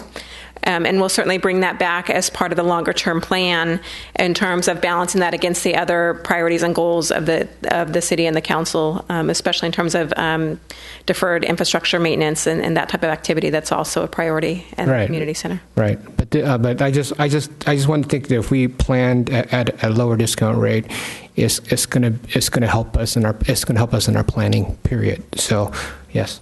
Do we pay that quarterly or yearly? It's in the budget, but how do we pay it? The unfunded actuarial liability, we typically prepay at the beginning of the year, and the reason for that is they give us a 3% discount by doing that. So on a $4 million bill, we're saving quite a bit of money. So we typically prepay that in July. And then, so like if we prepaid the 1 year and then we paid every week or every month, would that would get rid of the loan a little bit quicker too? Yes, but we would not be balanced in our budget. But we would be increments, so we might be able to offset that with generating some sort of with a fee schedule or something like that. Mm-hmm. Yeah, so those are the types of things we can look at again as part of that goal strategic process and evaluating what funds we have available and how to use those funds. So they do have a number of mechanisms for evaluating where you'll gain the most savings. Your principal goes down. Right. That's the whole point. You pay the principal down. Right. So 3% on $4 million is $120,000. So we need to analyze and say, okay, is that worth it? Yes. Probably is. And okay, let's try to bring back something to council with different rates and let us figure out which rate we're comfortable in doing. Yeah. And then that's the analysis, kind of it cost benefit. What could we otherwise do if we save $120,000 here, but we defer maintenance on something that's going to cost us, $500,000 by deferring maintenance? So that's what we really want to look at. Okay, is that an agreement? Okay. I think we're also dealing with construction cost inflation, and so that's some of the balancing act we're working out. Okay, and also money for. Senior luncheon. I don't know if that's included in the budget. I think the $6,000 is included for the allocation for the self-help. I believe we verified that's already included in the budget adoption. Okay, that's great. Yeah, that's. I think they would. I wasn't sure if it was waiver for the rental. It was a $30,000 waiver. For 3 years, yeah. So the fee waivers aren't included in the budget. They're just not brought in as revenue, but there is an additional contribution we make towards the program that is budgeted. Right, and that was included in the previously adopted budget. I'm sorry to nitpick, and of that $30,000, I know we have seniors in town that are housebound. How do we know that we're feeding the people that are housebound and are what's the new term they're using? Their food deficit. And that's what my other question. That's the second part of my question. So the other thing, my question is, can we get some money on a program to provide mobility for seniors? Can that be in the budget? We'd like to have some money for that in the budget. Is that something that we are interested in? Okay, I'm getting nods. Good. Yeah, I'd like to see what exactly the proposal is, and what that money would be used for, and how much. Obviously, we don't have a lot of money to be adding at this time. Since it's currently balanced. Well, I mean, it's of course, and it's the picture. It's the big picture, taking care of our seniors, so we don't have to take care of them in the emergency room. One more question on the recreation fund. My understanding is that we will be now having to pay $40,000 for the summer to the school district. As a rental. Have there been any, now that our insurance settlement has expired, or I don't remember the exact terminology, but we're no longer receiving reimbursement from the insurance carrier for our summer programs. Has there been any discussion with the school district about, potentially giving us a break on that, given our current state, and potentially bringing some of those some of the programs onto city property so that we don't have to rent for quite as much? So we have had discussions, but not negotiations with the school district. I think that the insurance funding expires the end of July. So we budgeted of that, June of next year is what we did. Of that $40,000, I think I can get you the exact percentage, but almost 90% is still paid through the insurance recovery, and that is the last payment. So going into next year. This year, okay. So it would affect next summer's program more. Okay, that's right. Yeah. But it's extraordinarily high. Yeah, and we should be starting those discussions / negotiations now and not, June or May or June of next year. Yeah, and you bring up a good point about our resources and what we have, Central Park and other fields that we could possibly use. And our interim center and charcuterie room, library, lots of other correct. Yeah. facilities. Yep. Okay, so any other questions? Councilwoman Oliva? On another note, speaking of third parties that we have to negotiate with, a simple thing like red light camera contracts, do we renegotiate those fees or can we get something? We actually did receive a reduction in those fees effective December. Reduction in their fee for paying out the third party? Yes. Councilwoman Oliva. Okay, just to throw that up, SFO Noise Roundtable. There is a new ground-based committee. We've talked about monitoring devices that would pick up the type of noise that mostly affects Millbrae, portion of Burlingame, Hillsborough, and San Bruno.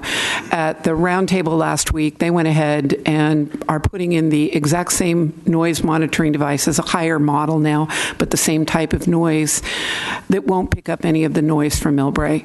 So most likely what will happen is that'll go back to ground-based noise. Another year, another 2 years will come around, and maybe then in that budget there'll be some money set aside for monitoring devices. So long story short, if we want to take care of our own people that are being hammered by ground-based noise, especially after the airport moved the runways 450 feet closer to us, then we might want to think about doing our own monitoring system. So there's some good news on that front. The airport issued a notice of preparation for an environmental impact report for their airport land use plan, and that is the plan for the addition of the fifth terminal and other improvements, parking garage and that type of thing. So we have commented that we would like them to specifically study ground-based noise as part of that environmental impact report. I would appreciate that, but almost universally our issues have been ignored by the SFO roundtable, and that was really clear last week, even with the ground-based noise meetings. We will also work. We're using CEQA, the California Environmental Quality Act, and their project kind of in our favor here to study that. So hopefully we'll get some success there. Councilwoman Pappen. So just for this won't come to the ground-based noise committee. So it may at the end in terms of what remediation is, in terms of what their finding is, but they will need to study it. Thank you. Councilwoman Pappen. Yeah, so along those lines, we'll be specific as to Millbrae. And also came up during one of our interviews here, you want to add the death of certain bees over in that area? Correct. Thank you. Bees, beehives. As in bumblebees? Yeah, and that is correct, Councilwoman. It's specific to Millbrae. Yeah. Okay. So we do have a motion to approve. Okay, thank you. Your votes?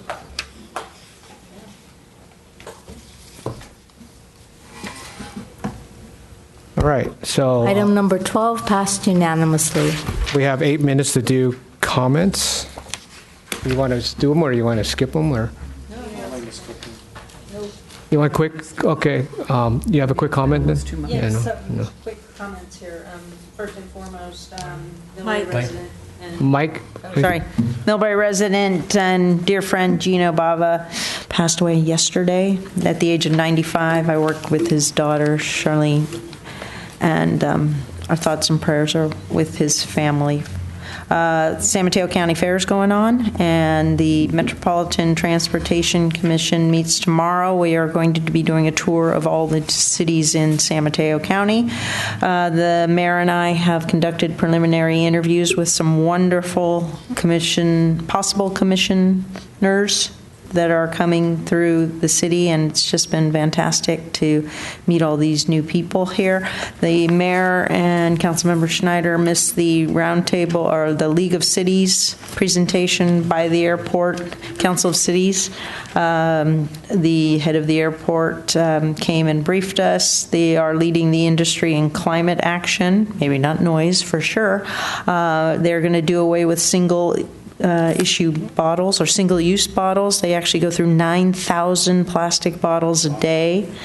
So they're going to be implementing a program that gets rid of the single-use bottles. Also, they've moved the rideshare companies into the parking lot, the upper level of the parking lot last week. And there are something like 30,000 rideshare providers going through there. They're actually making $50 million a year because they have an app that counts them, and the companies pay the airport for that. We might want to think about tagging onto that in our station area. And the city of Millbrae, they added 17 new international airline providers in the last 5 years. So traffic is only going to get worse, and noise in that area as well, but it was very informative, and they are very willing to work with us to a certain extent, it sounds like, only. Not being on the round table, I can't attest to that, but we know there's issues there. And their hotel is due to open in September. That's it. Thank you. Councilwoman Oliva. Is there a chance you can videotape or take some little videos of your tour on your MTC? Yeah, that came up today. We have a meeting tomorrow. We're going to try maybe to get MCTV to do that. Awesome. Thank you. Anything else? Okay. Councilwoman Snyder. First of all, a huge thank you to staff, park staff, recreation staff, the city administration staff, for all the public who came out on Saturday for the community garden build. Thankfully, it was not as warm as the afternoon before and not as warm as the last couple of days. It was still pretty warm, but Parks built 42 raised beds, because it turns out that plastic lumber is really heavy. And then the volunteers, as young as about 3 years of age to, I might have been one of the oldest people there. We did truckload after truckload of gravel and dirt and have it set up. So there's still a little bit more work, but it was really amazing and just a marvelous day. And I know that Vice Mayor Holliber was there and Councilwoman Pappen was there. And thank you. There will be other opportunities because we still have to mulch around the beds.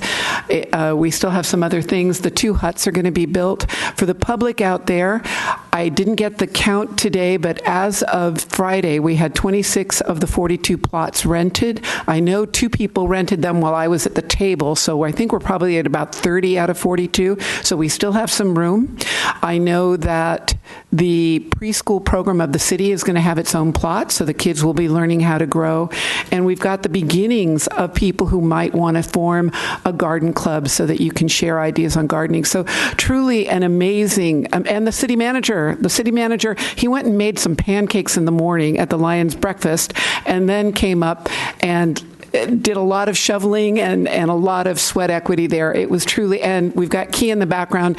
Eventually we'll come back and get all the staff members in there, but really, truly an absolutely fantastic turnout for our very first community volunteer work day. And I just want to thank everybody for that. It was just fantastic.